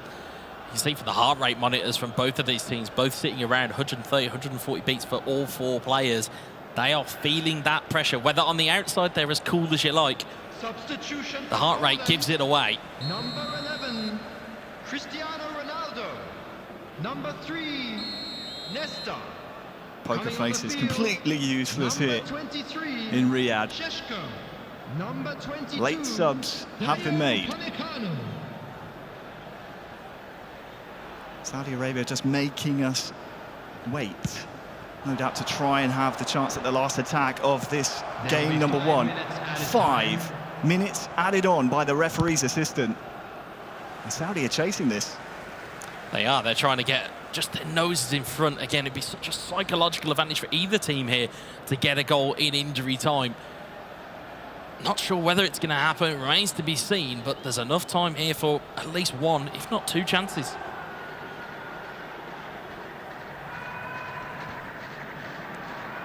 Poland in possession, perhaps wanting to nullify some of this added time. They'll head it forward now by Ostrovic onto his brother. Ostri trying to give chase here. He'll stay amongst it. Into the 4th minute of 5 added on. And Saudi, they're galloping forward. This is Figo 94 on that far side. 5th minute of 5 added on. Header, was it 1 in the box? Either way, will go towards the Polish keeper. A sigh of relief by everyone in this matchup. And semi-final number 2. Game 1 finishes 0-0 between Saudi Arabia and Poland. Untouched so nicely, almost deliciously, dare I say, Wes, for our second games of our semi-finals. Yeah, I'm not really sure who's going to be happier with that result, because Saudi Arabia looked to try and push the issue in towards that 90th minute. Poland have been on a rampage since day 2. I'm not sure who actually prefers that result. Something tells me Poland might be a bit frustrated by that. They haven't really had too many tough tests so far here in Riyadh. Of course, they had to face Turkey in the previous round. You'd have to say that perhaps on paper they favoured themselves against Saudi Arabia, but the hosts digging deep. Well, you have to wonder how much the extra game will factor into it for Poland. Not necessarily was a full game, but it's still the pressure of going into a golden goal scenario. You then got to try and almost calm yourself down a bit just to get back into neutral, so then get reset here, because you don't want to come into these types of games full of adrenaline. But for these players, it's going to be hard because, again, representing their nations on the biggest international stage, there's a lot of pressure, there's a lot of emotion that goes with that. We can take a look here at our match highlights, sponsored by Axe. Not too much to shout about, really, from our matches, because we only have the 1 goal between the 2 games in our semi-finals. That's how close it is here in this competition. But that is the difference between the reigning champions and the pretenders to the throne, Italy. It's been some really, really tight action here, Wes. Yeah, and it's all been about moments. It's that manual save there from Naples where probably would celebrate it as much as he did a goal, but again, it's been those moments, and it is always about those moments, especially knockout football, that you have to go and perform. And in these moments, you've got to lean on your partner because you're going into the second game. For Indonesia, you're 1 goal down. For Saudi Arabia, it's a 0-0. Like, you've really got to lean on the experience you've got. You've definitely got, in our 2 semi-finals, one nation on either side that has more of that experience, more of that cohesion. In semi-final number 1, Indonesia, they play 2 versus 2 regularly in the Indonesian eFootball League. On the other side, Poland, the 2 brothers, you'd imagine they play a decent amount together. How much does that play into their hands and as an advantage into these 2 semi-finals? Well, it's essentially one player playing with 2 controllers, especially when you have a link such as being siblings. You know, I made the joke in the sofa on day 1 in terms of being the best player in your house. Of course, there is a 3rd brother that goes with it, which both brothers arguably say is the better of the 3, which is quite incredible when you think about it. But it's just knowing what that person's going to do. It's like left hand and right hand being able to communicate one another simultaneously. And that's that type of link that Poland have. And it pays dividends because you know instinctively what you need to do. You don't even need to look where your partner is because you know where they're going to be. Great shots of our players here. Really illustrating some of the tension in the arena at the moment. Poland looked pretty relaxed. We saw Italy as well, ready to continue where they left off. Indonesia, they know what they need to do. They trail Italy 1-0. Thanks to that man's goal. Naples on the near side. What a finish it was. It was a great finish. It was just one touch out, left-footed strike with Francesco Totti, nestled into the net. Wonderful finish from him. And again, as we alluded to, was formerly a national champion in Europe with Italy. We once told him he was the coolest man in Italy once upon a time, and he's proving it here in Riyadh. Well, some last-minute checks being made. Potentially the last chance we might see some of these players, some of these nations here this year. It's been a long, long road throughout the selection process, throughout our member associations, qualifying roads, of course, the regional online qualifiers just to make it here, the group stages over the last couple of days. You've survived the quarterfinals. You would hate to go home just one step away, Wes, from a chance at that trophy. Yeah, the battle they've had to get just to represent their nations, to then represent their nations in the regional qualifiers, to then get through to here has been, again, that's fighting, and then you've had to fight through a group stage or into a semi-final. It's all to play for. It is indeed. Let's play. It's been 3 days of competition. We have 2 semi-finals at the end of it. Only 1 trophy. Here we go. Semi-finals resumed. Indonesia, Italy. Who will reign supreme at the end of this 90 minutes? It's a nice start here for Binon Boys, crossing it in as Rizky Finan tries to find his teammate in the opening 5 minutes. Unsuccessful this time around.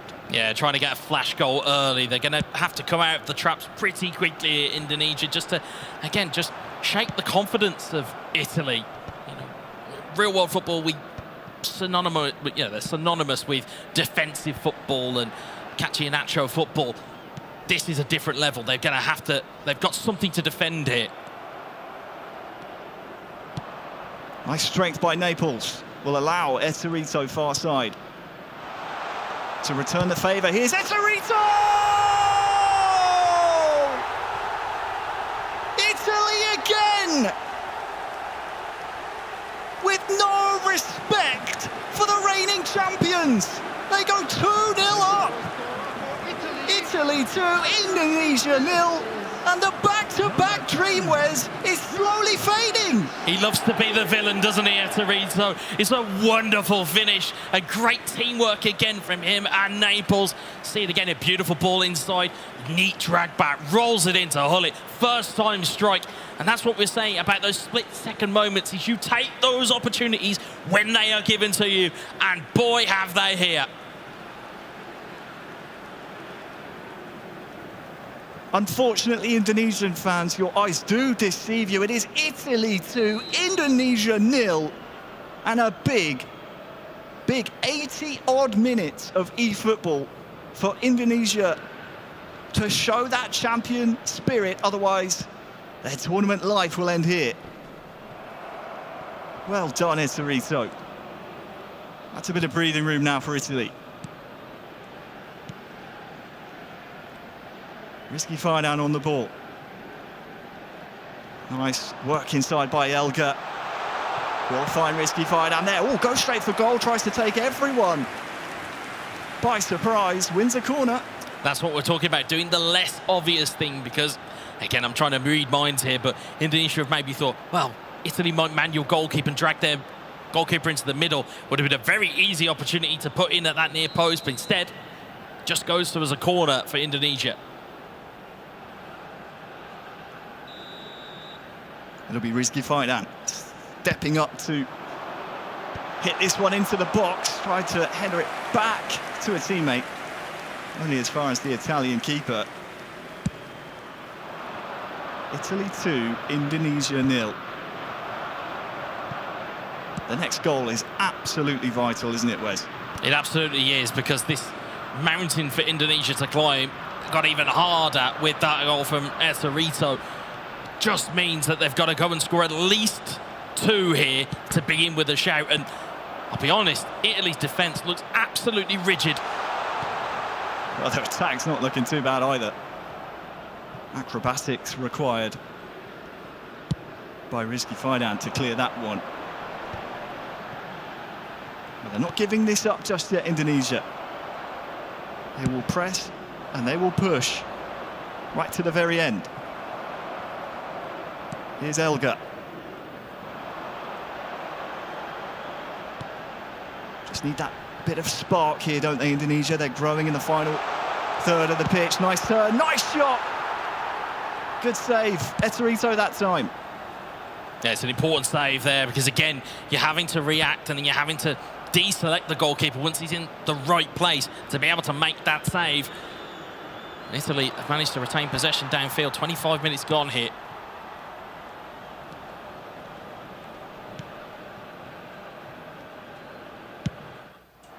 Well, we'll keep an eye on that one as Italy are 2-0 up on Indonesia. Let's see how Poland are faring against our host. It was 0-0 in game 1. Here in leg 2, 10 minutes from half, still cannot be separated, Wes. Yeah, it's almost stubborn in terms of this game, is that both teams seemingly nullifying each other at the top end of the field. As a challenge goes in there, Poland still have possession. Well, there's a bit of confusion there for Poland. I don't know if you saw the cursor change colour. Zilo called into action. He's on the ball here again. At first it was Austria, then Zilo had to react quite quickly to understand that he was in possession. He's on the ball here again, Zilo. Passes to his brother far side. And there has been a goal in the other semi-final, whichever way it's gone. We'll let you know as soon as it's confirmed. 5 minutes from half. Here, though, between Saudi Arabia and Poland, as Figo will try and get his feet on the end of this one and find a teammate asking the questions of Poland. They seem to have the answers at this moment in time, though. Yeah, there might be prime here for a counter-attack opportunity, though, Poland, as they work it down the right-hand side. They play back and play conservative. Now they have an attack here down the left. It's been snuffed out again by Saudi Arabia.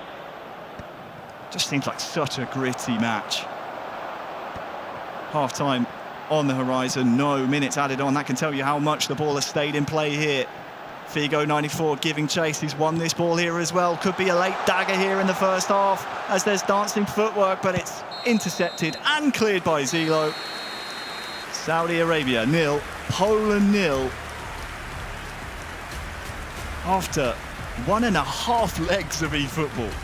Cannot be separated at this juncture. I hate to say it, Harry, but that might be something that we need to keep our eye on, because, of course, if they does stay at 0-0, of course, we go to that dreaded third game, golden goal. It's brutal. But me personally, I would prefer that over penalties. Well, I can inform you there's been a goal in semi-final 1. Indonesian fans, you have a bit of hope. That is all I will say. As our eyes now are on the Green Falcons. Everyone was writing them off. Nobody gave them a chance, and here they find themselves. Potentially, Wes, 45 minutes away from playing with home crowd advantage in the FIFAe World Cup 25 eFootball console final. It would be a crazy esports story. But as as I witnessed last year when I came to watch the Rocket League final where Saudi Arabia were champions of that category, the fandom is fierce, and when we have a live audience here, that might just give an extra 10%.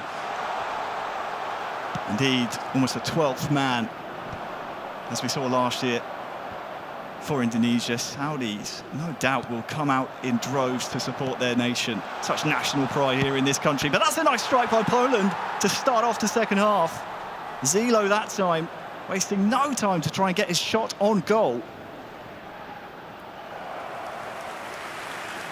Well, you just have to say, the longer this one goes on, we're almost in golden goal territory right here, right now, Wes. Yeah, actually, when you do come to think about it, the game finishing 0-0 in that game 1 really does just make it almost next goal winner. Not quite, though, because, of course, there's plenty of time still here, but Saudi Arabia look to build up. At that time, Figo 94. The man robbed off the ball. Zilo feeds his brother. This is off street. This is it. He could finish it here, maybe. And he does finish the chance. Goal for Poland. It's off street, fed by his brother. The man who burst onto the scene at just 16 years old in Portugal in 2019. Scores for his country alongside his brother. It's Poland 1, Saudi Arabia 0. Composure at its absolute highest.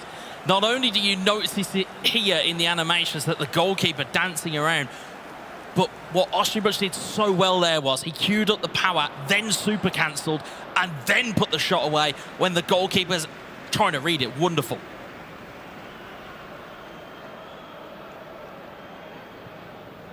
The scales tipping one way in semi-final number 2. I mentioned earlier there'd been a goal in this game. It's now Italy 2, Indonesia 1. How many times would have Risky Faidan come up against Eterito and his broken silence team throughout the years of PES League, throughout the years of competitive eFootball? He trails him and his Italian side here. But he's on the ball at the moment, just trying to fend off his counterpart on the other side. Carries the ball well as well. That's a, well, fair challenge, says the referee, as the blue shirts of Italy start to pour forward.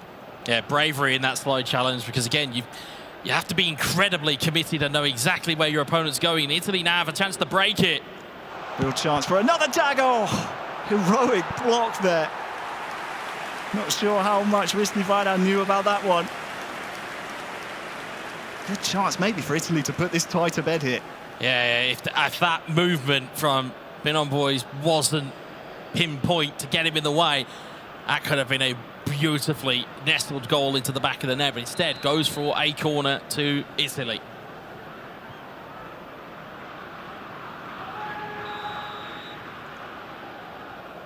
It'll be Eterito to swing this one in.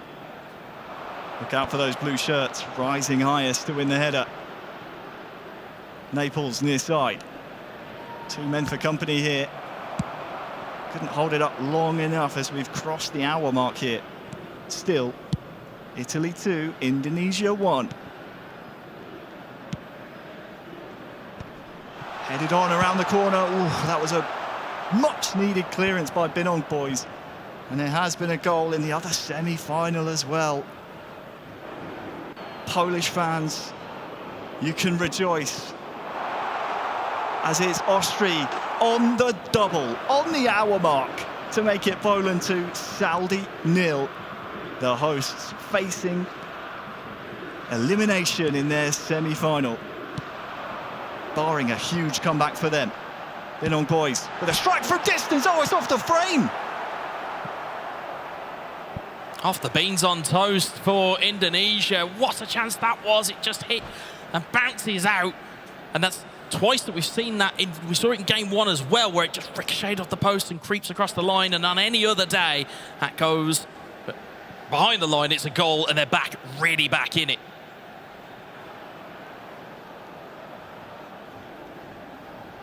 Tactical switches to be made in Italy versus Indonesia. For Poland, it's as you were. This is leg number 2. They lead 2-0 on aggregate. Poland in dreamland right now.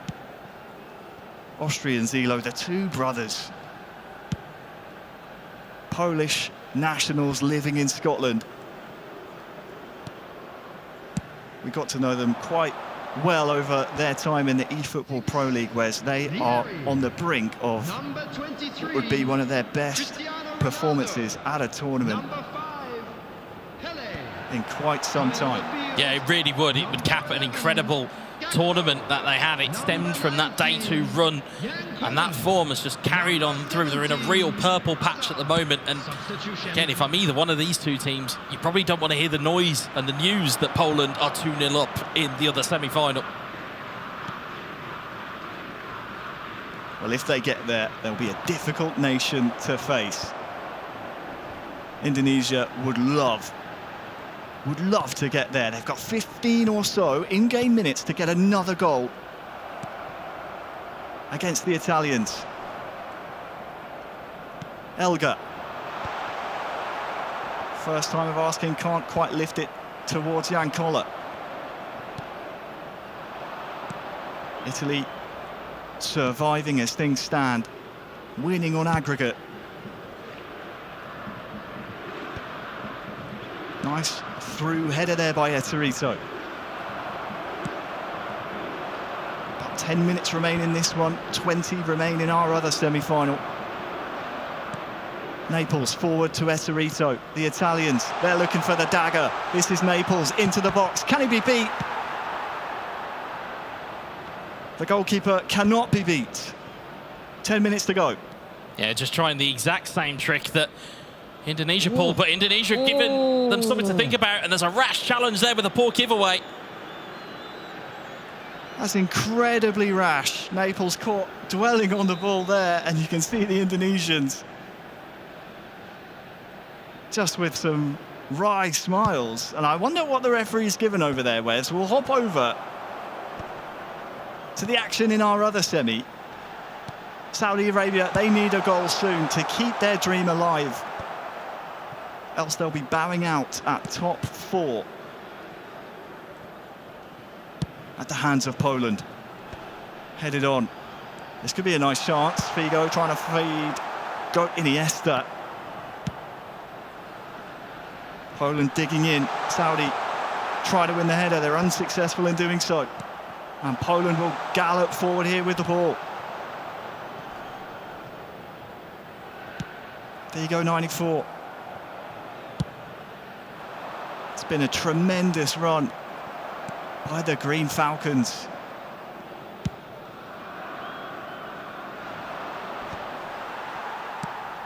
Will their journey end here? Zilo for Poland, nice footwork.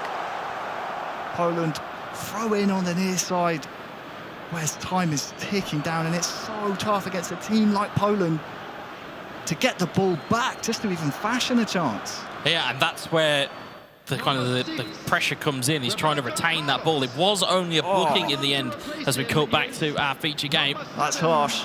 Harsh on Indonesia, that is, as Rizky Faidan tried following the ball all the way through. It'll only be a goal kick, though, for their efforts. And that Naples challenge, Wes, it's starting to look now like it's worth his weight in gold. Probably the greatest yellow card in eFootball history at this point in time, if it proves to be a almost game-winning challenge. It's a foul by Indonesia. It was always going to be a battle of the titans here in this semi-final. But if there's something that Indonesia know how to do, it's score late goals. 5 minutes, there or thereabouts, left in this game. Eterito over towards the corner here. To the feet of Naples now, all the way back. Just draining some of that clock in the top left down. That'll be an Italian throw.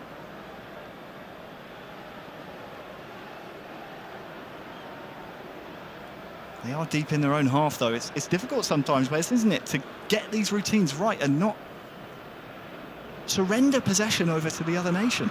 Yeah, the issue becomes is that if you're not used to playing in that type of style of trying to kill a game off, you play too defensively, you really can put yourself up against it if pressure comes your way. Well, here we go. Speaking of pressure, this will be a late siege by Indonesia. They need to get something here. They've won themselves a corner in the 90th minute.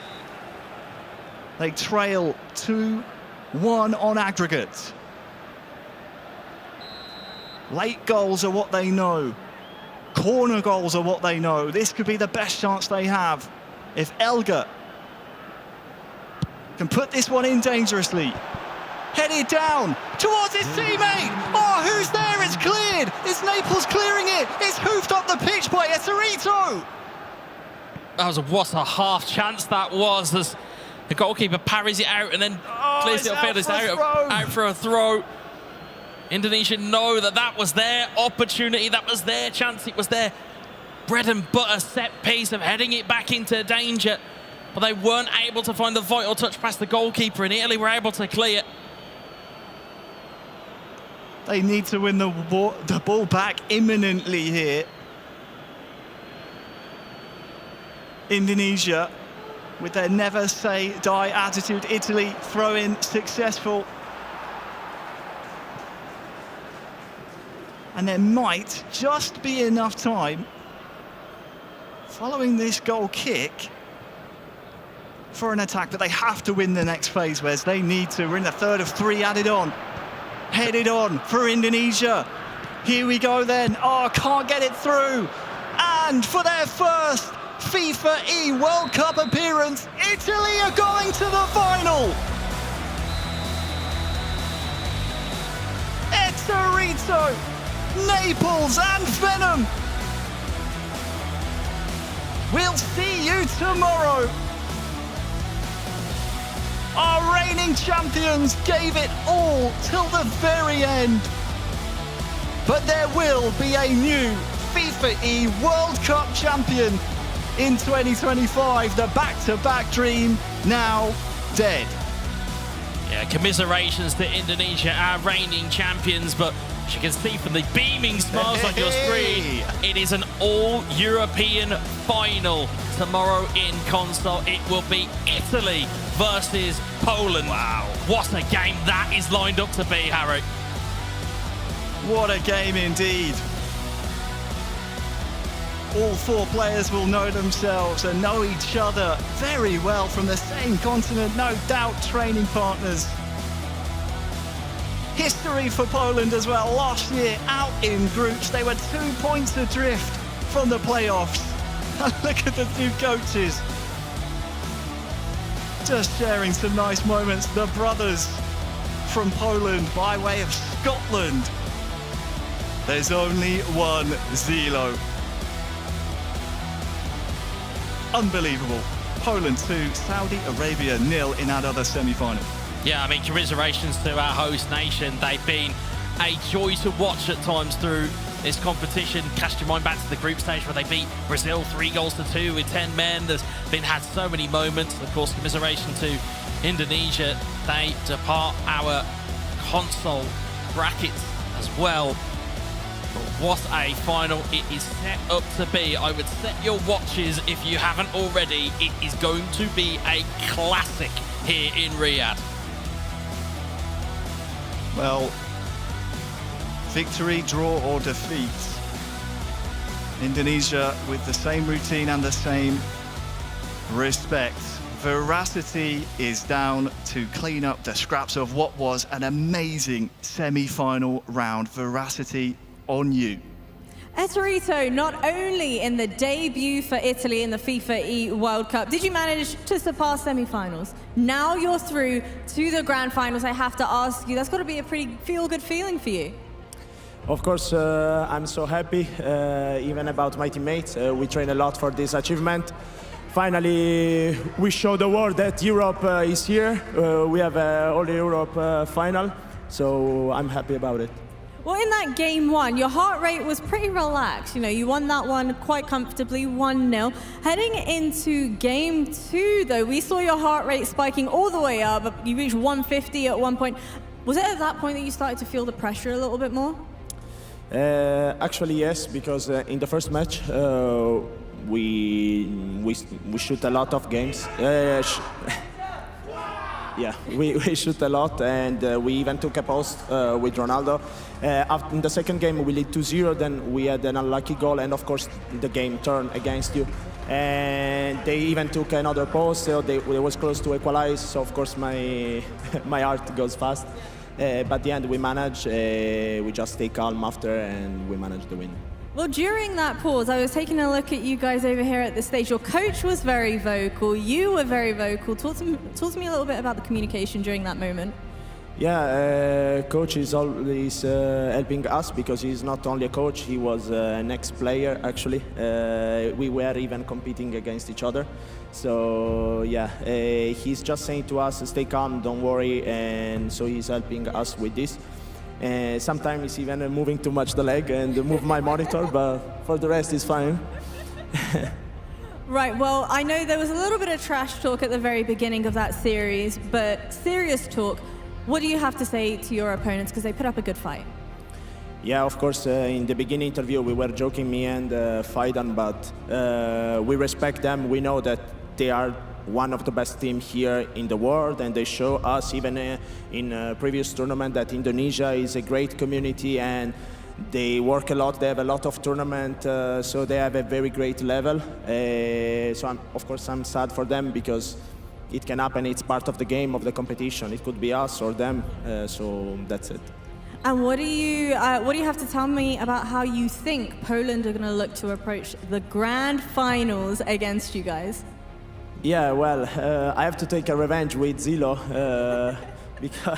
because I lost just 2 weeks ago a final in another tournament. So let's see. I mean, it's always game by day. Let's see tomorrow. I will wake up or even then.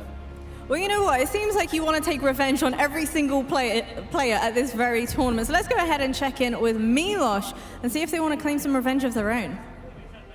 Thank you, Jasmine. And yes, I mean, Etorito has one more trophy to get, but on this side, it's the Polish squad that are looking towards that final. Gratulacje Polska, gratulacje szanowne panowie. The question is, though, do you think the brother buff is what got you over the line, Osterbo? I mean, definitely after a hard day one, we picked each other up, and great day two, we took 5 wins out of 5. We came here again, won against Turkey, incredible team, incredible match, very hard. Now we won against Saudi Arabia. They're amazing. That was not an easy match by any means. So yeah, I think we have what it takes. The brotherhood definitely helps out, and yeah, we go tomorrow. And I want to continue with you for a second here. What happens when you're 0-0 game one? What's the thinking line between you and Zilo to try to bring this one back in game two? I mean, they had chances, we had chances. It was a 50-50 match in the first one. So to be honest, we took the same approach. Hopefully just be more calm, do more passes to the feet instead of just going for headers. And that actually helped us out, and that's how we scored the goal. I mean, you scored it, you ended the game in a 2-0. In moments like that where you feel you're about to get the win, how do you keep yourself from not getting too cocky and having the game slip away from you? Well, we just defend the same from minute 1 to minute 90. Just be calm, don't rush out with any defender, and it worked, so yeah. It worked out great. You're playing in here against the host nation. You get a big win. As your brother was saying, there was a long line to get here. Do you feel like you were a dark horse in this tournament? Because they said yesterday you had a 5-game win streak. You surprised a lot of people out there. Do you think that's something that you played into throughout the tournament? Well, I know for a fact that no one predicted Poland to be in the final apart from my family. So we proved everyone wrong, so we're just ready to take the final tomorrow. And speaking of which, you heard the words of Etorito on the other side. I mean, you beat him recently. Is there anything you'd like to fire back at him? It's good luck. Good luck. All-European final, Oosterbrug. Anything to say to Naples and Etorito? I mean, yeah, just good luck, guys. I know we got to the finals, so let's see who's better. Gentlemen, any final messages to the Polish fans out there for you? No, dziękujemy każdemu, co ogląda, co pisze. Widzimy te komentarze na YouTube'a Pejota i na Instagrama, na sociale, wszystkich, więc dziękujemy za pomoc. No i jutro po mistrza. Zilo? Dziękuję wszystkim. There you go. We have, of course, the entire management team here around them, supporting them. Poland are going to the grand final against Italy. Gentlemen, I'll let you go rest up. We head back to the studio to recap our day. And what a day it was. What a day indeed. Thank you so much, guys, on the floor, Milos and Veracity. 2 new nations in the final, and therefore we will have a new console champion tomorrow evening. That final comes your way at 6:30 local time, and this is how the Italians got it done over the defending champions, Chris. A brilliant first goal as well, and fantastic performance by Italy once again. I mean, to say how consistent they've been every single game, they just seem to always have a way to break you down. Fantastic performance by Italy. Commiserations to now our former champions. They won't have the chance to defend their title tomorrow, but a really, really good performance today from them as well. And then obviously we're rattling through these highlights, but Poland as well. Close. Over at the local hopefuls, Saudi Arabia. I mean, it was a stalemate in that first matchup, Alia. It was, I think, the thing you get with those two being siblings as well is you have that natural trust between each other, and coming into a tournament like this, you just need someone you can fully trust. I mean, just looking at that graphic as well, that's just a beautiful sight, but it's going to be a very, very interesting final because, as Chris said, Italy have just been consistent throughout the tournament, but Poland, they've come in now and we can see that they've got a lot to prove. Yeah, exactly. A band of brothers is what the Polish team kind of describe themselves as. And you can see there on the right-hand side, Italy take on Poland in that all-European grand final tomorrow at 6:30. Again, commiserations, congratulations, though, to getting to the semi-finals to Indonesia and to Saudi Arabia.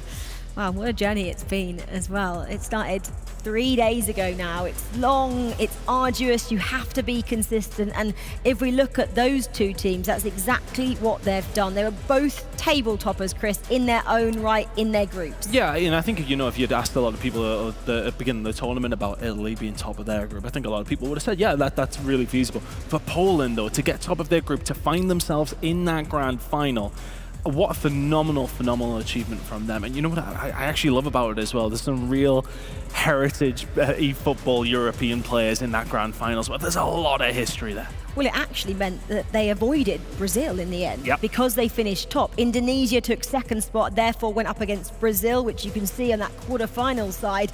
So, for them, getting that top spot, Alia, maybe made all the difference. Yeah, that's why it's so important where they place in the group standings, because say Indonesia managed to come up against Turkey, Poland, Saudi or Japan, that would have been so much better for them. But I mean, I'm heartbroken for Indonesia. I was so determined. I was like, they're gonna get through, they're gonna do it, but they nearly did. They nearly did, but it's time for a new champion. Yeah, Italy, they were consistent, as you can see from the off.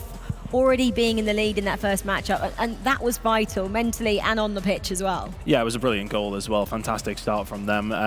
When they go from there, they're a very, very difficult team to beat. So yeah, really, really good work from Italy. They've just been so consistent all the way through. Going to be a really difficult task for Poland, but we've doubted them all the way through. So I dare doubt them once again, to be honest with you, Rachel. I'm going to stay with the Italy side of the story at the moment because it seems they can kind of get the win whichever way. Because in the quarterfinals, they lost that first matchup to Mexico 1-0, and then we've seen in the semi-final here, they took the first matchup and then continued with that win streak. So it doesn't matter if they go behind, they don't get too worried, and especially if they go in front, well, they can continue in that reign of form. Yeah, I think the one thing Italy have is the mental strength. They know no matter what happens, they can turn it around, they can come back, they can win the games. I think Poland have a very, very tough task tomorrow to try and beat Italy, but it just seems like they have beef with everyone that they're playing in the knockouts at the moment. These guys play with each other all the time. We're not going to forget that, because obviously there's so many matches happening around the world that these players do come up against each other for.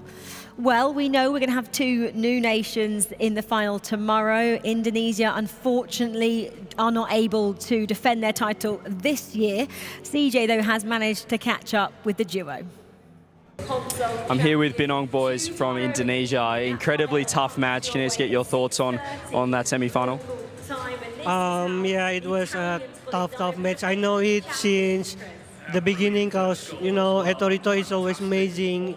Naples also, they are good player, great player. Italia is one of the strongest country in the football for me. Yeah, I think it's so hard to accept it, but they were better than us. Champions last year, semi-final this year. You have to still be proud of your efforts, you know, your consistency as well. Yeah, gratefully for that. Alhamdulillah. But I think I don't know. I just wanna enjoy my time right now. I just wanna take a rest for a while, and let's see for FIFAe next year. The support for your nation, the support from Indonesia is incredible as well. Do you have anything you want to say to your friends, family, and fellow countrymen back home? Yeah, first of all, I want to say thank you to all Indonesia fans, to our family also, and we are so sorry because, yeah, we know that we could do better, but it is not something that we expect from the beginning. We came here to be the champion, but unfortunately we've done in the semi-final. So I'm sorry. Right, well, we loved having you, and we can't wait to see you bounce back next year. Cheers. I'm here. Of course it hurts right now, but I mean, what a set of results. They've got, you know, champions last year and then top 4 this year earlier. Yeah, and I think I love that he thanked the supporters, because the Indonesians, they actually have 2 separate streams going on YouTube at the moment. They had 60,000 people watching that semi-final. But if there's one thing I can say to Indonesia, it's just kamu dapat ini, and that means you got this. Come back next year, get your title back, because I mean, they are phenomenal. What's the chat saying? Can you read any of it? Can you I don't have it open, I'll be honest, but I thought there'd be some amazing words there. I haven't spoken Indonesian in a long time, so please tell me I pronounced it correctly. It'll still be better than mine. We can't see, so I'm sure you did. We think it sounded brilliant. Yeah, it's always hard, isn't it, to speak to them, especially when it's so raw like that. Yeah, but it's nice to see the emotion. I think some people sort of said they don't want to see the crying or they don't want to see the emotion, but it shows how much it really does actually mean to these players, that they are downbeat. Yeah, okay, some people say, oh, it's just a game. It's not just a game to these people. It really does mean a lot. Represent your country. And they did very, very proudly, and they should be proud of themselves. Yeah, well, Indonesia this season, or this year, I should say, are semi-finalists. Let's, again, talk about the grand final. And we actually are going to nominate our Axe Players of the Day for today. And surprise, surprise, the nominations are all coming from our finalists. Chris. Yeah, we were asked to nominate, and it was like, well, probably the 4 guys in the final are the ones we have to go for. What a performance from each and every one of them. If I had my pick of the 2, I would have went Naples. Really important goals at the time, and Zilo from Poland scored an unbelievable goal to get them to that semi-final. They were my 2 picks from this one, but obviously the other 2 boys, Ederita, Osterbrook, fantastic players in their own right as well. Yeah, Ollie, they all deserve a nomination today, don't they? They definitely do. And I mean, Ethereto, I love his attitude. I think he's so graceful after the games, but before the games, he's got a good confidence. He knows what he can do, and I just love him as a player. Yeah, we love all four of them. We'll get to see all four of them again tomorrow because our grand final comes at 6:30 p.m. If I haven't already said it once, I'll say it again just so you set your alarms for tomorrow evening. In terms of hyping the audience up to come back, guys, what are you going to say to them? Why should they come back and watch this console grand final? And we're going to crown a brand new champion, one that could be historical. You've got the GOAT of eFootball going up against a team that we really didn't expect to find themselves through. Ethereto could make massive amounts of history tomorrow. This is the European final. I mean, you want to be crowned King of Europe, so why wouldn't you watch it? King of Europe here at the FIFAe World Cup. That's what we're saying, because that's what you get to watch tomorrow at 6:30 p.m. The FIFAe World Cup featuring eFootball console, the grand final. It is between Italy and Poland. Please come back and join us for that one. It's going to be electric.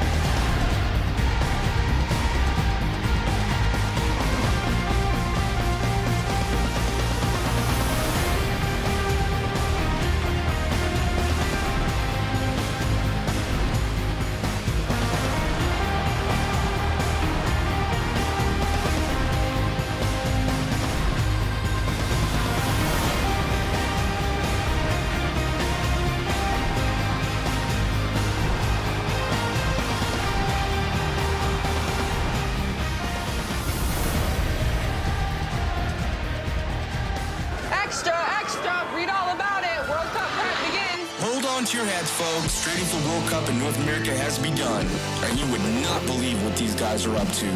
White 17, hot!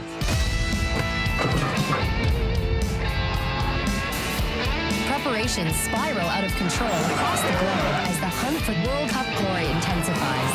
Buckle up, folks. We're just getting started.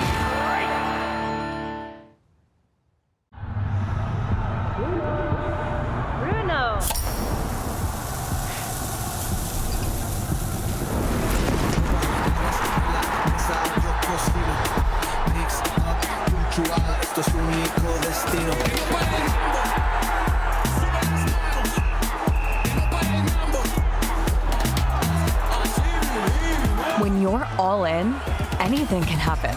Enjoy the moment with a Coca-Cola.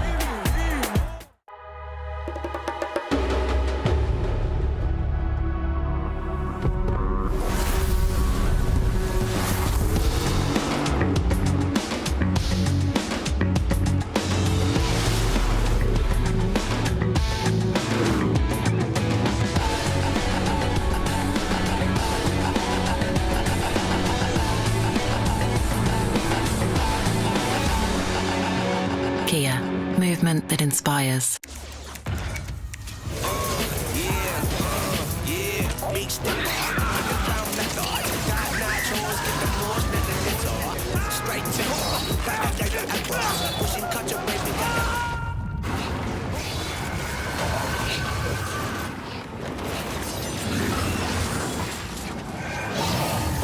future impossible with the AI-powered Legion Pro 7i, Lenovo Legion.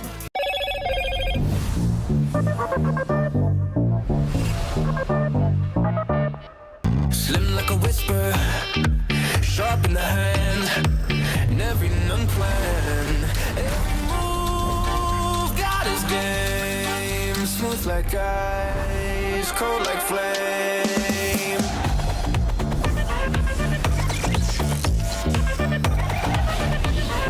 What's your edge? Hello, Moto. Welcome to the world's best airline, where the journey begins before you fly, where lounges are a destination in themselves, and your world is always within reach. A place where you're looked after, and the smallest details bring the biggest smiles. This is Qatar Airways, the world's best for a record 9th time. في السفر حتلاقي مفاجآت جديدة عليك، وهذا يمكن يخليك تتردد شوي. مع فيزا كل شيء مقبول، حتى ما يعض، صح؟ مقبولة عندنا، لأن هالخطوة اللي تسبق إنك تسوي شيء كنت دائما تشوفه مستحيل، وهذا اللي يميزك.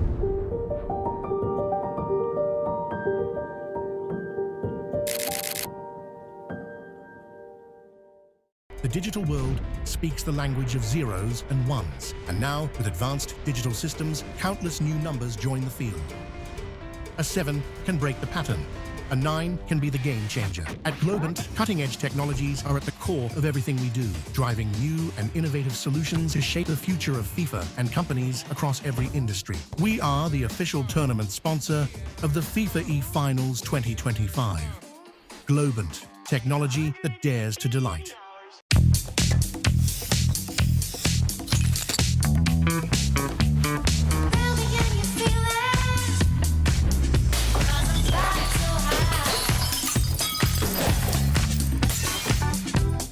What was that? Smells finer than the finest perfumes. New Axe Fine Fragrance.